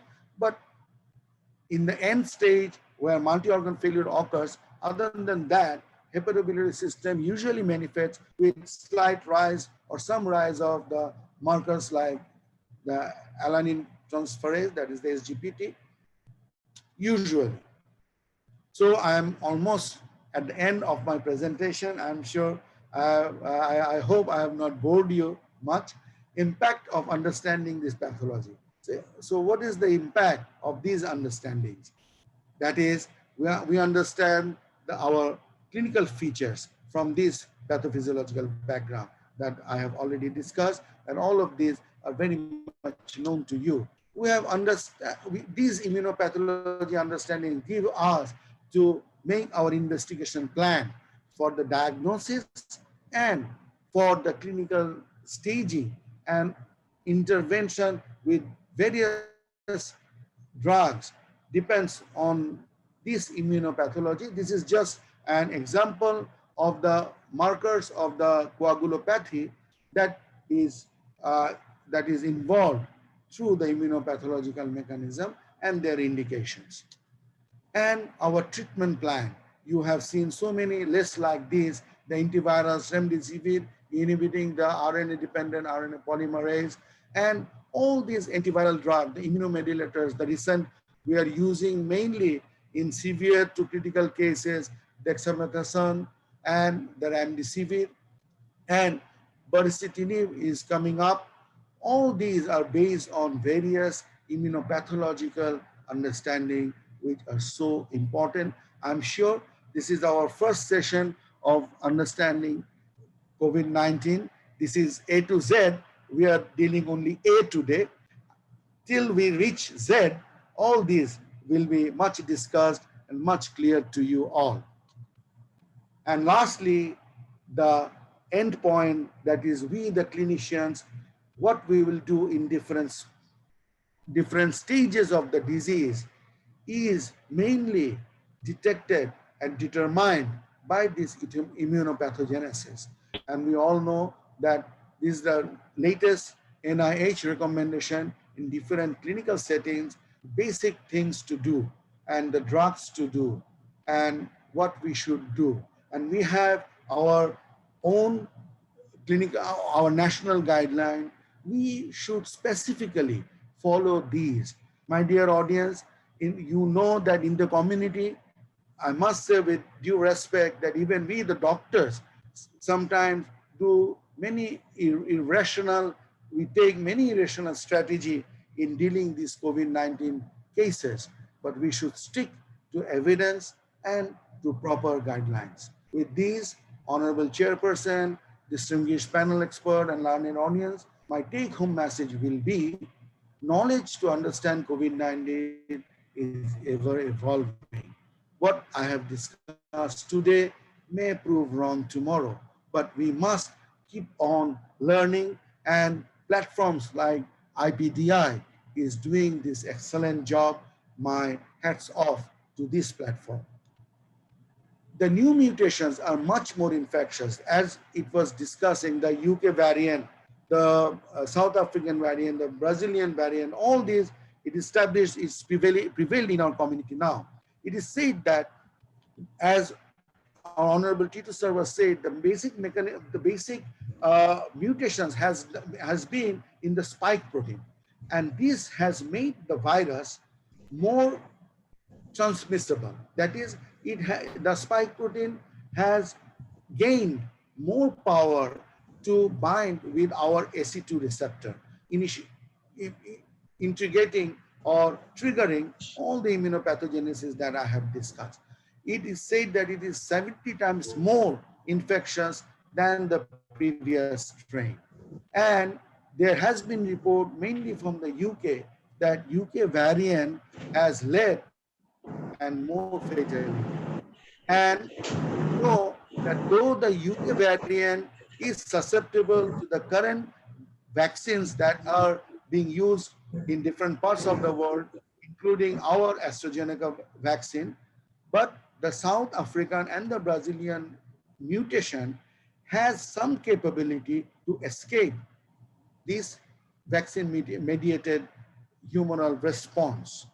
But we must not panic, we must not be demoralized, because all the current measures are effective against these new variants as well.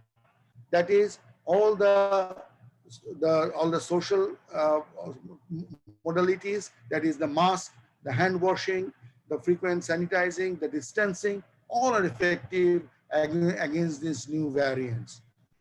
And all the drugs currently we are using, that is the steroids, the antivirals, and the other special immunomodulatory drugs, all these are still effective against all these variants. Regarding vaccination, the key message to you is that with this prevailing vaccination, what you get 100% is less hospitalization and less severity. That is, yes, you can say that that this variant has the capability to escape the vaccine-mediated humoral immunity, but to some extent, not to the total. It is not blocking the whole vaccination process. They escape to some extent, but it is established, evidence-based, that if you get vaccine, even if you are infected, even if it cannot protect you against the new variants, even if you get active, even if you get infected, you won't be, it will be mild or asymptomatic if you are vaccinated. This is 100% protection against hospitalization and severe disease development almost. And also our vaccination provides a widespread immune response in our body. So even we have always the chance to get the booster doses in the later part, and those vaccines will be according to these new variants. So you must take vaccine, second dose, first dose, whatever you say. And I must say again that unnecessary investigations, unnecessary hospitalization, our hospitals are overburdened. So if you don't need oxygen, if you are mild to moderate, as this picture shows, you don't need to get hospitalized. Even if you need oxygen, you get hospitalized, you get treatment. When you are asymptomatic, please don't wait to be RT-PCR negative.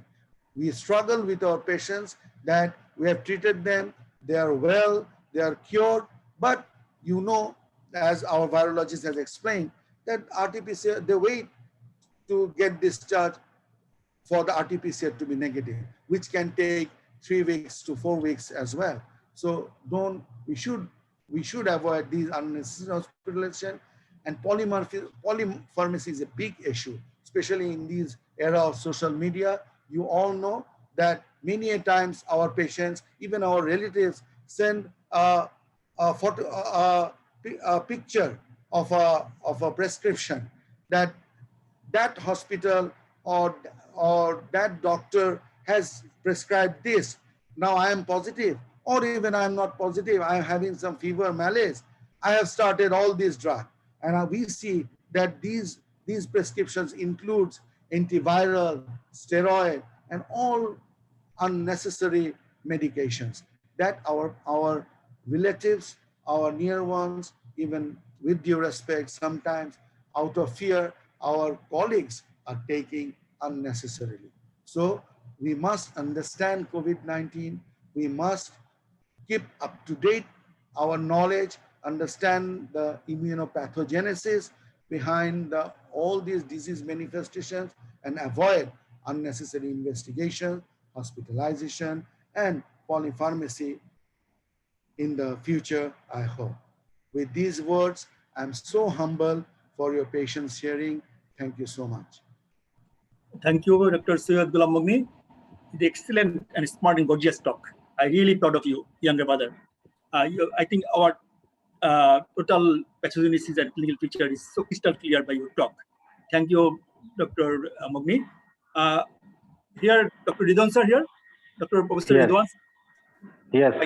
My Yes, hero, I'm here. answer. Please, sir, few comments regarding lecture, and I think he touched all the topics. I think so, sir. Ridwan sir. Thank you very much. Thank you for, I must thank the organizers for inviting me to such a scholastic presentations. And I'm very happy that I could be an audience. And because I also cannot make long comments because I have another program after this. So maybe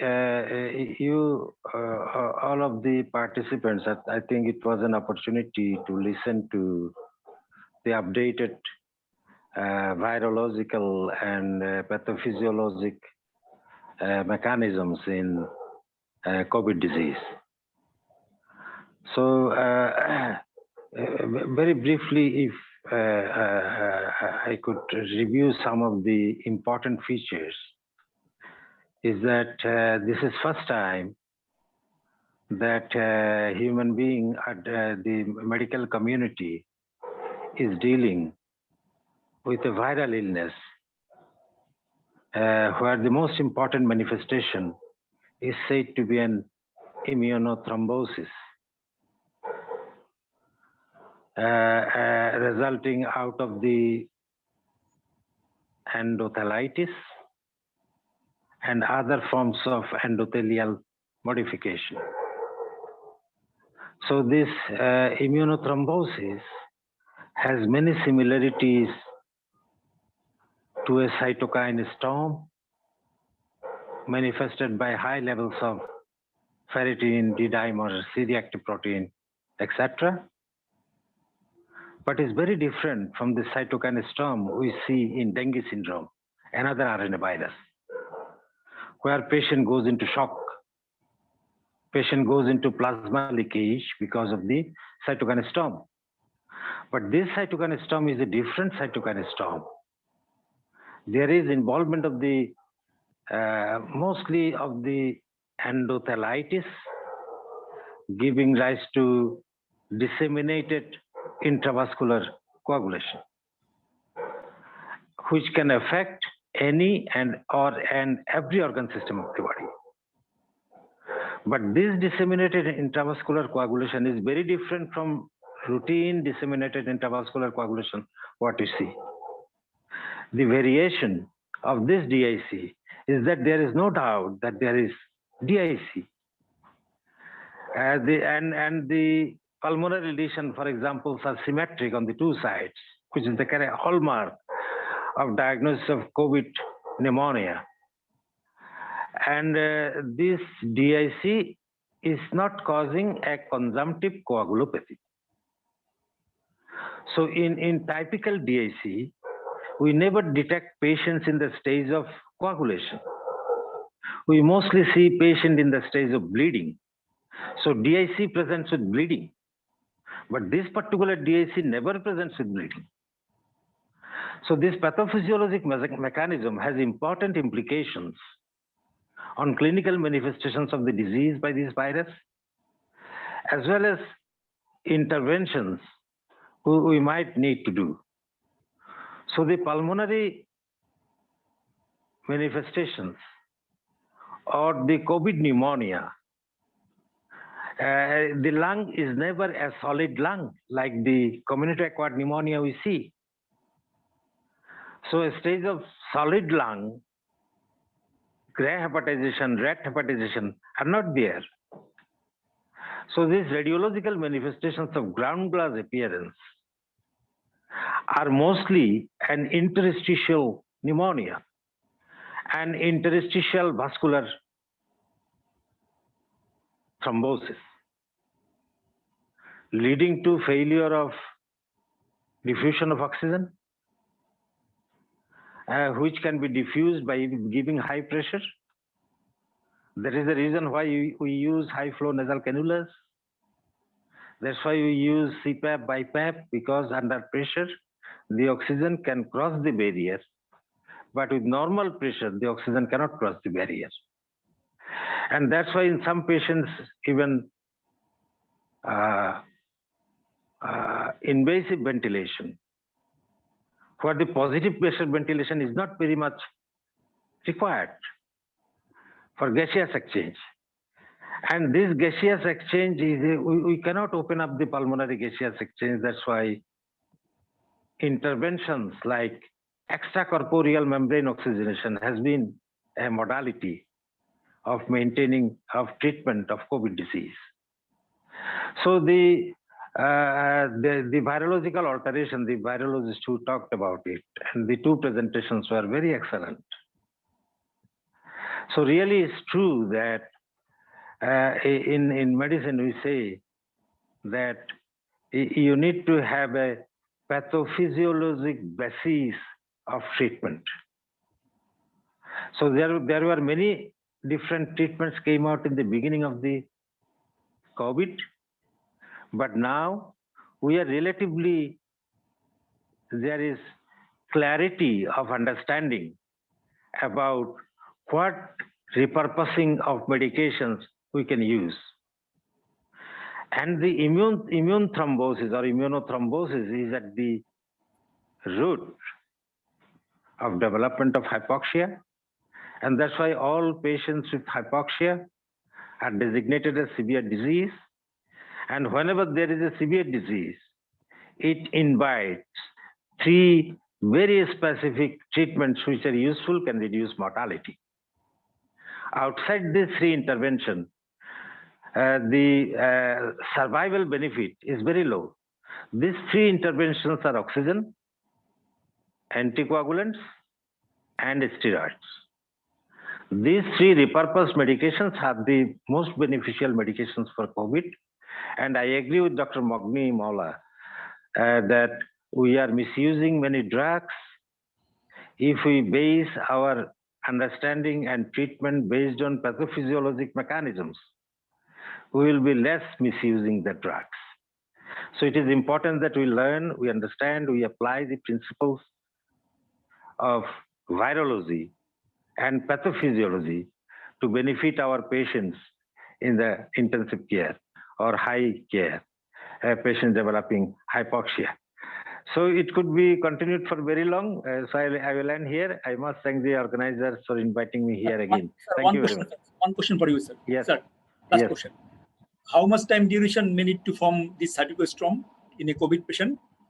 Any critical margin limit that patient can be during COVID infection in cytokine storm?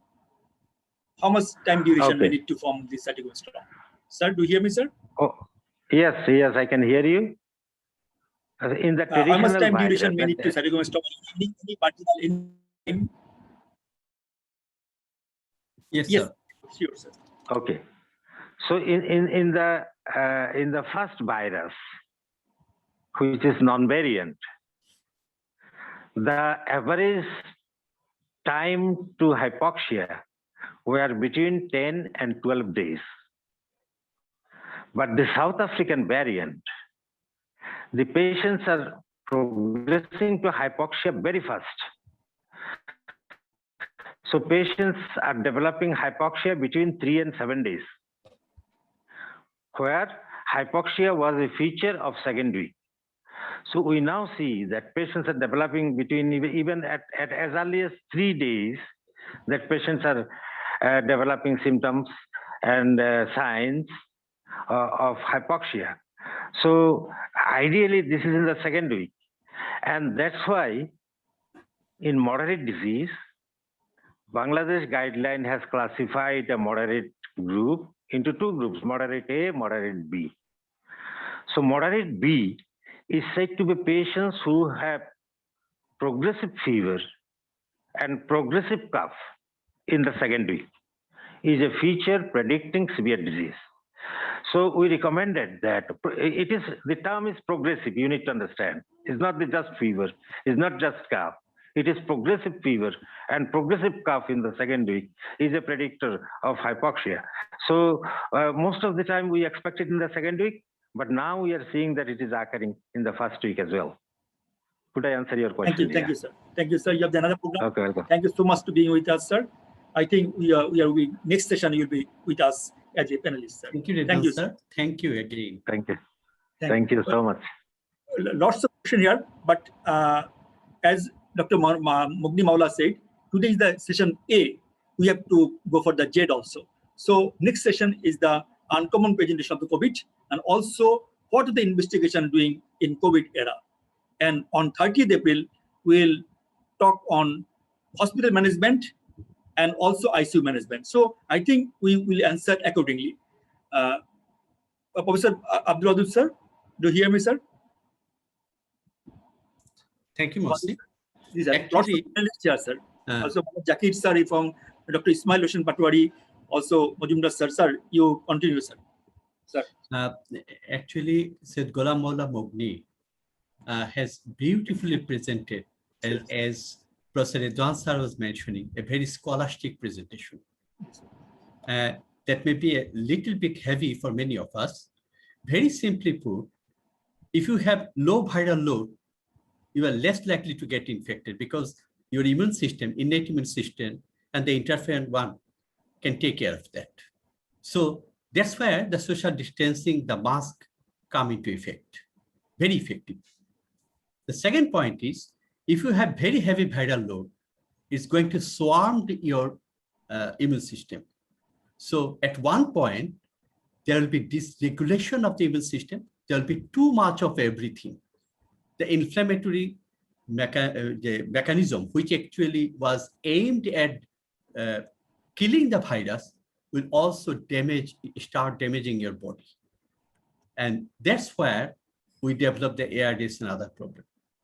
And as Professor Ridwan sir has mentioned, this is endothelitis leading to local intravascular coagulation or platelet activation, both by the extrinsic pathway by damaging the cells, vascular cells, and also activating the platelets within the circulation by factors released from the activated neutrophils. And that leads to activation of the intrinsic pathway. So there is activation of the coagulation system in either way. And that leads to local inflammation, local thrombosis, microvascular thrombosis, as the lungs is very much rich in cells expressing the H2 receptor. So the viral attachment, load, inflammation, everything is highest in here. And lungs is a very rich, capillary rich organ. So there's widespread endothelial injury and local thrombosis leading to local pneumonia-like picture, but which is not due to typical pneumonia where we get pus cell and everything, organism. But here there is a mismatch of ventilation and perfusion leading to hypoxia and everything else. And the runaway inflammatory response start damaging all the organs. All this has been beautifully presented, and the pathophysiology, difficulties in things, it has beautifully expressed. Professor Amal Kumar Chudhi has a question. Professor Amal Kumar Chudhi? Professor Amal Kumar Chudhi, do you hear me? Yeah. Yes. Thank you all the presenter for brilliant presentation. I like to ask a question to Ghulam Maula or Titu. A patient after discharge from COVID hospital with negative and lung involvement was around 20%. But after a week in home, if some patient will look, that second level of oxygen saturation is gradually again falling below 90 or 91, 92. And X-ray shows there is still persisting COVID pneumonia or fibrosis. How we can maintain this oxygen saturation? Whether what will be the treatment strategy of this COVID pneumonia? And oxygen saturation is not maintaining. So can you hear me? Yeah. Yes. Mugni. though it is the answer of the third session, Dr. Mugni use answered today. Thank you so much. Thank you for your interest, sir. Yes, there has been much cases we are facing, as you have said, that after being treated and initially cured from the COVID-19 patients, laterwards, this is collectively where now a term is being used, that post-COVID syndrome. And one of the important component of this syndrome that many patients are becoming oxygen dependent even after 1 month or even more after being initially cured. They need mainly exertional hypoxia and of a minimal of 2 or 3 liters of oxygen or even 1 liter oxygen for a few minutes, relieve them from their situation. But even at home, they are becoming oxygen dependent. And these patients, as you have mentioned, that has presents with, if such patients, we have seen that these patients has persistent fibrotic process in the respiratory system. That even as you mentioned, a few patients, even at the time of discharge, when the patient was having steroid and other drugs, the fibrosis was suppressed, the lung infiltration was less. After 1 month, lung infiltration becomes 10 to 20% more even in few patients. Most of these patients are with previous asthma, COPD, or old tuberculosis, previously treated with tuberculosis, or simple frailty of age dependent. Mostly we're seeing such phenomena in these are the predisposing factors who are more becoming oxygen dependent even after becoming initial cure from the COVID disease. And now many articles, even in the recent Elsevier has launched an article yesterday, the use of perfenidone. As you know, the antifibrotic drug, which is predominantly used for the idiopathic lung fibrosis, is now being explored in such patients.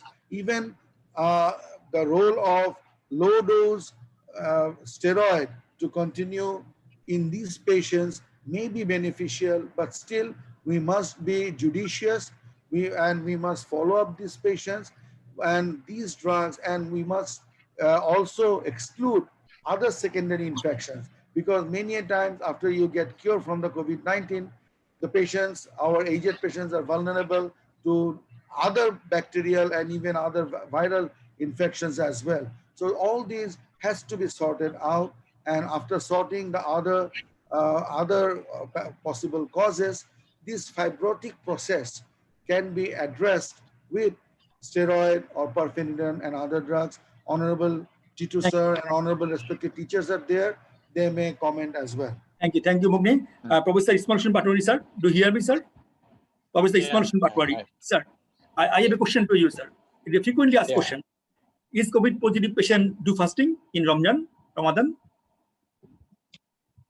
Yes, this is a very pertinent question, because we are at present we are fasting, and recently WHO also advocated fasting, because in the in the UK there has been a survey among the Muslim community in the last Ramadan, and they have found that actually in the Ramadan during fasting, even reported cases of very few in those Muslim community, and they have advocated fasting even may protect from this viral infection, because you know during this summer season prolonged fasting has a very good effect. You know, that is those patients who are especially the obese and obesity. In case of prolonged fasting, there may be some autophagy. For that reason, the toxic substances which are accumulating in the cell substances, they actually they usually neutralize by this autophagy mechanism, and those patients may be benefited even in those obese and overweight patients. So fasting has no negative effect, rather it may help during to reduce the severity as well as the morbidity in COVID season. And this is even the WHO Director General advocated fasting during this Ramadan. Thank you. But Professor Wadud sir, if patient is the moderate to severe symptoms, COVID positive, is this advocate the fasting, sir? Wadud sir? The point is, Professor Wadud, actually, what Ismail Bhai was mentioning and WHO has recommended, that if you are not suffering from COVID, but if you are at risk of acquiring COVID, you fast. You are less likely to become infected. But if you have COVID, then consider it as any cause of illness. And there, your personal discretion, the physician's discretion, your level of other comorbidities, that should be taken into account. Because if you are fasting, there is hemoconcentration, there is more likely to be immunothrombosis. And that's one factor we should take into consideration. But if I'm not infected, I would rather fast. I'll be rather protected. If positive, then is not should not be. Thank you. Do you want to make a comment on it? Yes, sir. Yes, sir. Thank you, sir. We are 2 hours. I think we are running 2 hours. Thank you, everybody, all the panelists. I had a question, Mohsin. Sir. I have little comment about the fasting and the protection, COVID protection in those patients. Besides what has been mentioned, immunological advantages, it has been shown that fasting really improves the endothelial function, number one. And fasting causes the adiponectin, the hormone that really orchestrates the whole immunological process in the body in normal person, is also been enhanced. All these factors really protect the patient when he is fasting from COVID. This is number one question. I know you have more session ahead, but the question sweeping all over the world is now thrombosis and the vaccine. Since we in this part of the world is having the AstraZeneca vaccine, and my questions, very specific question to my very learned internal medicine who practice in the internal medicine, not only in Bangladesh, but in the whole region. Are we getting any patient with cerebral venous thrombosis? If this is the case, we are not getting any cases of cerebral venous thrombosis, then we should be a little less scared about that, because we know there is ethnic variation in occurrence of cerebral venous thrombosis that occurs with AstraZeneca vaccine. So I'm very thank you, sir. This question is for the next session. I think the unusual patient of the COVID. Then I think our expert panelist will be there. Dr. Mugni, your experience on central venous thrombosis. Dr. Mugni, Gulum Mugni, do you hear me? Yes, sir. Sir, to my knowledge, I don't think the direct cerebral venous thrombosis directly COVID related. I haven't faced in Dhaka Medical College, or I haven't seen any report from Bangladesh. Honorable Principal Sir is with us. He may comment. And I must add with this coagulopathy that Ridwan Sir has mentioned a very important point, that coagulopathy in COVID-19 and DIC is different. So many a times we falsely use the anticoagulant, that is the low molecular weight heparin, in therapeutic dose. This should be cautious. It is always prophylactic dose is sufficient. That is for adult in our age population, 40 milligram per day is sufficient to combat coagulopathy in COVID-19. We better not use higher doses. Even if we do, we must be judicious about this. Probably Sir has asked about the consequence of the vaccination on thrombosis. Yes, and actually, so far our knowledge goes, and so far as Wadud, and I am also the member of the pharmacovigilance team, we don't encounter any patients with increased incidence of the thrombosis in post-vaccine patient. So we should be free of this thinking. We do not think that the AstraZeneca vaccine is very much related to the thrombosis. Sir, we don't encounter any sorts of these patients. But we know the COVID-19 is associated with the thrombosis, we all know. But post-vaccine or vaccine has got no impact on this. Thank you, sir. Can I add something? can add. The thing is, statistics say 10 লাখে 1.8 মানে 10 লাখে 2 জনে 10 লাখ লোককে vaccine দিলে 2 জনের এই cerebral thrombosis হতে পারে এবং যদি এটা 30 এর নিচে দেওয়া হয় তাহলে হয়তো এটা মাত্রাটা আরো অনেক কমে আসবে কিন্তু আমরা তো 40 এর নিচে শুধু হেলথ কেয়ার ওয়ার্কার ছাড়া কাউকে দিচ্ছিও না কাজে আমাদের এটা encounter yet to be probed তারপরেও এটা মানে আরো ফার্দার মানে ইভালুয়েশন দরকার Yes, sir. Clearly. Exactly, sir. Thank you, sir. Thank you. Mishka sir. আমার যেটা জানার ছিল সেটা হলো যে এথনিক হিসাবে আমরা হয়তো এটা প্রোটেক্টেড থাকতে পারি তাহলে তো আমাদের ভয় কম এটা খুব ক্রুশিয়াল একটা পয়েন্ট আর কি আসলে সত্যি সত্যি কারণ অনেকে ভয় পাবে জিজ্ঞেস করবে সেই জন্য আমি এক সপ্তাহ আগে জিজ্ঞেস করে ফেললাম sorry Thank you sir for nice questions. I want to add something.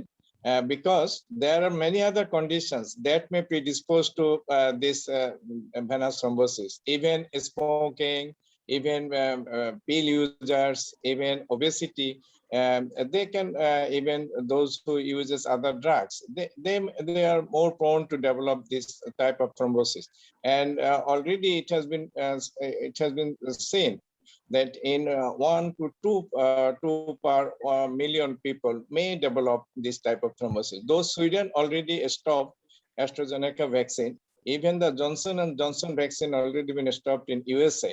But the overall, it is the incidence is very few, very negligible, and that may not be due to this COVID vaccination. That may be due to other causes even. So we can freely take vaccine. There will be no harm. If we do the statistical analysis, it is not significant at all.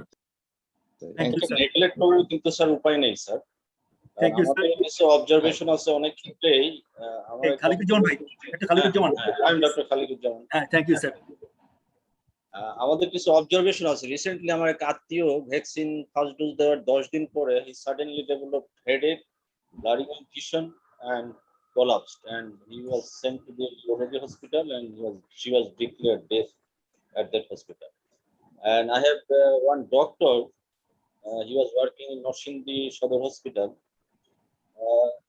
After vaccination, in the evening of the day after vaccination, he suddenly developed severe chest pain. He was brought to Innate hospital and he was found to have 2 blockades, probably related to coronary thrombosis, and was stented and he was recovered. So we need to much time for any comments regarding the event of the thrombosis because it has been already established that it has a strong association of the coronary thrombosis with the whole body system. But less than 0.01%, not a strong association. Not strongly associated. No, but there is association. Very less. Initially, it was seen that the incidence of the thrombosis was as like as the general population among the person who was vaccinated. Incidence they recommended, European Medical Agency recommended that it should be written as a side effects of the vaccination in their booklets, that the thrombosis is the complication of the vaccination program. But less than obesity, the incidence is 0.003%. 0.003%. We should remember that. And the chances of any sort of thrombosis with COVID infection is around 13%, 20, up to 20%. Professor Khalid, to have the pathogenesis of the, I mean the hypercoagulable state, it will take some time. And to happen, the happening you are telling about the stories. This happens immediately after or within 1 day of taking the vaccine. So it is unlikely due to the vaccine. Like it is usually occur within 2 weeks of the vaccination. Right. And all the cases in Europe has occurred in the these second. People may happen with this manifestation even without vaccination. Actually, the plot has been thickened a little bit. I mean, so it is VIPIT. মানে হলো যে induce ইমিউনোথ্রম্বোসাইটোপেনিয়াও থাকে সেখানে ইমিউনোথ্রম্বোপেনিয়া থ্রম্বোসিসটা করতেছে এবং এটা পিকুলিয়ারিটি হলো যে ভেনাস সেরিব্রাল ভেনাস থ্রম্বোসিস হচ্ছে বেশি, স্প্ল্যাঙ্কনিক ভেসেলগুলোতে হচ্ছে, পেইনটা বেশি হচ্ছে। কাজে এটাকে আলাদা করা, এটা হচ্ছে it is occurring, it is a reality, বোঝা ভালো। যেহেতু কমিটিতে আপনারা আসেন, সেই জন্য আমি বলতেছি মানে একটু ভিজিলেন্ট থাকা ভালো। Khaliduzzaman Dr. Fahmida Khanam, Fahmida Khanam, you hear me? Dr. Fahmida Khanam. Dr. Fahmida Khanam. Dr. Fahmida, are you with us? Dr. Fahmida, yes. Dr. Fahmida Khanam, do you hear me? Dr. Fahmida? She is with us. আচ্ছা, তবে একটা জিনিস হচ্ছে কি, যদি if patient complains of headache and blurring of vision, that should be taken seriously and that should be investigated whether this patient developed venous thrombosis or not. That should be definitely that should be taken seriously. Actually, we have advocated in such cases. We advocated from our committee that the patient should be thoroughly investigated, including CT scan or MRI if needed, or MRV even. MRV even. Right. Dr. Khobir bhai, Dr. Khobir Jaman, Dr. Khobir Uddin Ahmed. আমি খালিক ভাই ইয়াতে বলতে চাইছিলাম যে VP যে টার্মটা use করা হয়েছে, এটা আসলে ভ্যাকসিন রিলেটেড যে ইয়াটা কি কোয়াগুলোপ্যাথি বা থ্রম্বোসিস যেটা হয়, সেটার চান্স খুবই কম, 0.04%। হ্যালো, হ্যাঁ শোনা যাচ্ছে। সুতরাং এটা নিয়ে আসলে মাথার মধ্যে রাখা উচিত, কিন্তু এটা অ্যাকচুয়ালি ভ্যাকসিন ইনডিউসড কিনা এটার চান্সটা খুবই কম। নাম্বার অফ ভ্যাকসিনেশন যত বাড়বে তত আমরা হয়তো আরো অনেক কিছু জানতে পারবো। Exactly. Definitely, we should be vigilant. We should be vigilant. Mr. Sir is nicely noticed because should be vigilant by the Titu Miah sir and Wadud sir because he's a vaccination team. Right. He should be vigilant. Thank you, sir. We should conclude our session now because we're running more than 2 hours. Thank you all the panelists, all the speakers. Nicely, Mr. Dr. Jamal Uddin, Mrs. Fahmida, Dr. Fahmida Khanam, also Gulum, Mohammad, Mugni, Professor Ridwanur sir. Thanks everybody. Our next session on 23rd April will talk on uncommon presentation of the COVID by Dr. Manohar, and also what the investigation do in case of COVID, Dr. Govindu Kantipal, on 23rd April. Thank you, Incepta Pharmaceuticals. They are last 1.5 years that doing a tremendous job with us with IPDI. Thanks, Incepta. Also, Wadud sir, please conclude the session. Also, Wadud sir. So, with due permission, before I see a few questions in the chat box. Just 1 minute to address them. I think we should honor the participant who has put the questions. One question is when should we start steroid and remdesivir? Though this is not related to today's session, but I should honor the participant. In general, steroid. I think they should be answered in the next session. Okay, sir. Thank you, sir.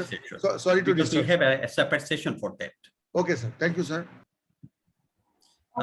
I think it's more than 2 hours we have been enjoying this interactive session on COVID. And as I was saying in the beginning, that we have learned a lot about COVID in the 1.5 years that has passed, but we are yet to learn many more. And about the treatment, about the vaccine, there'll be a lot of points and counterpoints, information and counter-information, and enigmas, mysteries, difficulties. All these will be clearer with passage of time, with more research, more experience, some good, some bad. But we have to go on learning about the whole process. Today, 2 speakers have discussed thoroughly about the pathogenesis, the viral genetics and everything. I think we have learned a lot. We are going to learn a lot more in the next sessions. Thank you, the audience. Thank you, panelists. Thank you, speakers. Thank you for being with us for the 2 hours of very good session. Good night. Good night. Thank you all. Thank you, sir. Thank you, Salaam, sir. Assalamualaikum, sir. Thank you, sir. Thank you. Jamal, আপনাদেরকে ধন্যবাদ। মুগনি, সাধারণ হইছে। Thank you, ভাই। মুগনি, জামাল, মহসিন, কেমন? ভালো আছি। Thank you, sir. মেডিসিনের লোকরা যে ওয়াইজ মুগনি আজকে প্রমাণ করছে। I am so spell bound with Mugni's presentation. I wish I could meet him someday. Thank you sir. Mugni sir বরাবরই এরকম প্রেজেন্ট করে। আর স্যার জামালও কিন্তু স্যার আমাদেরকে একদম ভাইরোলজির ব্যাপারটুকুতে খুবই চমৎকার ভাবে জামাল তোমারটা আসলে আরো সুন্দর হতো। স্যার ধন্যবাদ স্যার। স্যার আমার একটু ছিল একটা জানতে চাচ্ছিলাম, সেটা হচ্ছে যেমন অপরচুনিস্টিক ব্যাকটেরিয়া গুলো যখন ভাইরাল ইনফেকশন হয়, বিকজ মুগনি যে প্রেজেন্টেশন করলো খুবই ভালো ছিল, তো নিউট্রোফিল লিম্ফোসাইট যখন এই যে রেশিওটা অনেক বেশি হাই হয়ে যায়, ইন দ্যাট কেস আমাদের যে স্টেফাইলোকক্কাস, ক্লিপশিয়েলা, মানে এরকম সেকেন্ডারি, মানে এটা নিয়ে কোনো কি রিসার্চ হয়েছে কিনা বা কিছু, এরকম একটা আমার একটু মানে ইন্টারেস্টিং আর কি, যে পার্টে তখন কিন্তু একটা চান্স থাকে যে সেকেন্ডারি ব্যাকটেরিয়াল নিউমোনিয়া হওয়ার চান্সটা, সেটা নিয়ে ইনশাআল্লাহ নিশ্চয়ই ফার্দার ডিসকাস। আমি শুধু একটু বলতে পারি ফাহমিদা, যে আমাদের কোনো সেন্টারে এত বেশি ইমিউনোসাপ্রেসিভ ড্রাগ ইউজ করা হয়েছে, তাদের ওখানে সেকেন্ডারি ইনফেকশনের জন্য পিপুল আর সাফারিং। এখানে কুইনিন জ্বর সারাবে, কুইনিন সারাবে কে? এখন কুইনিন সারানোর জন্য খুব খারাপ অবস্থা হয়ে যাচ্ছে। And there is some backlash about in these centers about the use of so many drugs. As Mugni was saying, so much polypharmacy. You can use drug which is likely to be less bad effect. I don't mind about using ivermectin in some people because it's very less costly and it doesn't harm that much. But I'm very much against using toci in every patient, in so-called every patient. You don't have to use it. I am against using baricitinib at home because there is no proof that it works without presence of remdesivir. The studies are suggesting you should be using it in moderate cases with remdesivir. So these are the things we should be discussing next. Wadud, আমি এক মিনিটে একটা information দিতে চাই। আমি এবার আমাদের ICU specialist যারা আছেন কয়েকটা হসপিটালে, তাদের সঙ্গে কথা বলেছি যে what is the peculiarities of this new মানে সেকেন্ড ওয়েভ সম্বন্ধে, যে রোগীগুলা খারাপ হয়ে যাচ্ছে। ওরা বললো যে স্যার এইবার আগের বার যেভাবে সাডেন কার্ডিয়াক ডেথ হতো কিংবা সাডেন ডেথ হতো আইসিইউতে কিংবা কিছু, এইবার তারা দেখছে যে এরকম কার্ডিয়াক ইভেন্ট, আমরা যেটাকে পালমোনারি এম্বোলিজম হিসাবে মনে করেছি, কিছু প্রমাণও পেয়েছি, এইবার এই হ্যাপেনিংটা হচ্ছে না। প্রবাবলি এইবারের ভ্যারাইটিটা যেটা আছে, ভেরিয়েন্টটা, লাং ইনভলভমেন্টটা খুব বেশি হয়, অথবা আমরা যারা স্যার বেশিরভাগ ক্ষেত্রে কিন্তু রোগীগুলা বেশিরভাগ অ্যান্টিকোয়াগুলেন্ট বাড়ি থেকে খেয়ে আসে, অথবা আমরা এনরমাসলি ইউজ করতেছি। এই ব্যাপারে আমাদের কোনো কৃপণতা নাই। এইবার হয়তো এই একটা অ্যাডভান্টেজ পাচ্ছে। এবার তাদের কথা হলো যে তাদের লাং ইনভলভমেন্টটা খুব কুইকলি হয়ে যায় and they fail to manage even the hypoxaemia, মানে উইথ অল এফোর্টস। এইটাই হলো এইবারকার চ্যালেঞ্জ আমাদের জন্য। আর যেটা অন্যান্য বার একেবারেই মানে হাইপারকোয়াগুলেবল স্টেটের জন্য যেটা হয়তো থ্রম্বোসিসের কথা আমরা চিন্তা করতাম, মেসিভ পালমোনারি এম্বোলিজম, সেই হ্যাপেনিং টুকু এবার কিন্তু যারা এরকম ঢাকাতে বিশেষ করে তাদের এক্সপেরিয়েন্স টুকু এরকম, এবং আমরাও দেখছি এরকম পেশেন্ট কিন্তু এবার কম শুনছি কিংবা পাচ্ছি আর কি কম্পারেটিভলি। আমি জানি না অন্যদের এক্সপেরিয়েন্সটা কি। This is my experience, what I have learn from the ICU specialist. ওই যে রেজাল্ট স্যার বলছিলেন যে 3 দিন থেকে 7 দিনের মধ্যে হাইপোক্সিয়া হয়ে যাচ্ছে, যেটা কিন্তু আগে হইতো না। এবারে এটা খুব ক্লোজ টাইমের মধ্যে হয়ে যাচ্ছে। আরেকটা জিনিস দেখতেছি যে লাংসে ইনভলভমেন্ট সিটি স্ক্যানে বলছে অ্যারাউন্ড 10%, 15%, কিন্তু hypoxia is too much. Right, that doesn't add up. That's not proportionate না সেক্ষেত্রে। আচ্ছা টিটু, আমি একটু আপনার সাথে একটু মানে আপনার দৃষ্টি আকর্ষণ করতেছি। আসলে এখন যে ভেরিয়েন্টের কথা আমরা বলছি, এবং এখানে তো অলরেডি ঢাকাতে ওরা বলেছে যে আইসিডিডিআরবি এবং আইডিসিআর যে এখানে সাউথ আফ্রিকান ভেরিয়েন্ট। সিলেটে কিন্তু ইউকের সাথে ইউকের প্রচুর লোকজন এখানে এসেছে, তারা কোয়ারেন্টাইনে থাকেনি, তারা mix up with the general people, এবং এখানে ইউকে ভেরিয়েন্ট হওয়ার সম্ভাবনাও খুব বেশি। ইভেন সাউথ আফ্রিকান যে টিমটা এখানে খেলেছে, ওই যে মহিলা ক্রিকেট টিম, তার ভিতরে লাস্ট যে পরীক্ষাটা করলো ওখানে 4 জন ওয়াজ পজিটিভ, মানে 4 মানে ক্রিকেটার্স ওয়ার পজিটিভ। ইভেন এখন তো আমরা ইন্ডিয়ার সাথে আমাদের দেখছেন, ইন্ডিয়াতে কিন্তু নিউ স্ট্রেন কিন্তু অলরেডি হয়ে গেছে। ইভেন আমরা যে আরটিপিসিআর ডাবল মিউটেশন ওরা পাচ্ছে স্যার। হ্যাঁ, ডাবল মিউটেশন। এবং আমাদের এখানে actually what is happening here, গতকালকের একটা রিপোর্ট বোধহয় দেখেছেন যে ব্রাজিলিয়ান ভেরিয়েন্টটা নাকি আরো মোর ডেঞ্জারাস, আরো Dangerous, sir. মোর মানে ইনফেকশনস এবং মর্টালিটি, এবং ফ্রান্স অলরেডি কিন্তু কাট অফ করে দিয়েছে এয়ার ট্রাভেল এন্ড আদার্স। এখন আমাদের এখানে এই যে আমরা যেভাবে আপনার করতেছি, যে আরটিপিসিআর করতেছি, এগুলো তো ডিটেক্ট করতে পারার কথা না। তাহলে আমাদের এখানে জেনোম সিকোয়েন্সিংটা অথবা নতুন কিট এনে এগুলো কিন্তু আসলে দেখা উচিত বিভিন্ন জায়গাতে, not only in the Dhaka but also in Sylhet, in Chittagong, even যে সমস্ত ট্রাভেল এরিয়াতে যেখানে বেশি আছে, আমাদের এখনকার কোন ভেরিয়েন্ট অ্যাকচুয়ালি মার্চ করেছে, অথবা নতুন কোনো মিউটেশন হয়ে নতুন কোনো স্ট্রেন আমরা এখানে পাচ্ছি কিনা, এই জিনিসটা কিন্তু আসলে সিরিয়াসলি আমার মনে হয় আইডিসিআর এবং others should take into account. Even যে সমস্ত জায়গাতে জেনোম সিকোয়েন্সিং করতে পারে, ইভেন যে সমস্ত ইউনিভার্সিটি গুলো তাদেরকে, ইভেন আপনার শিশু হ্যাঁ তাদের ইমিডিয়েটলি আমার মনে হয় এই জিনিসটা আমাদেরকে একটা গাইডলাইন দেওয়া উচিত যে আমরা আমরা স্যার এই ইনপুটটা দিব স্যার, অলরেডি কথা বলছি স্যার, আমরা দেখি স্যার আরো স্যার মানে সিরিয়াসলি বলবো sir. Thank you sir. Thank you sir, good night sir, আসসালামু আলাইকুম, সবাইকে সালাম। Thank you sir, Gaurav, Afsar, thank you. সবাই thank you Wadud, thank you সবাই সাবধানে থাকবেন স্যার, টেক কেয়ার স্যার, হ্যাঁ take care. Fahmida thank you, আল্লাহ হাফেজ, জামাল আল্লাহ হাফেজ, আল্লাহ হাফেজ, ফাহমিদা আসসালামু আলাইকুম, অনেক ভালো সুন্দর প্রেজেন্টেশন এসেছে, মগনিক অনেক ধন্যবাদ। Thank you sir, thank you. আল্লাহ হাফেজ। আল্লাহ। ফাহমিদা আপা অনেকদিন পরে দেখলাম। হ্যাঁ, থ্যাংক ইউ মগনি, তোমাকে অনেকদিন পরে। পরে আবার কথা হবে ইনশাআল্লাহ। জি, আসসালামু আলাইকুম। মগনি আল্লাহ হাফেজ, সব স্যারদেরকে সালাম, আল্লাহ হাফেজ। মগনি তোমাকে নেক্সট সেশনে কিন্তু তোমাকে এই দেখতে চাই। মগনি সবগুলো থাকবা ইনশাআল্লাহ স্যার। ওকে, আসসালামু আলাইকুম sir, thank you so much. খুদা হাফেজ। Giving me the opportunity, thank you so much sir. Assalamu alaikum.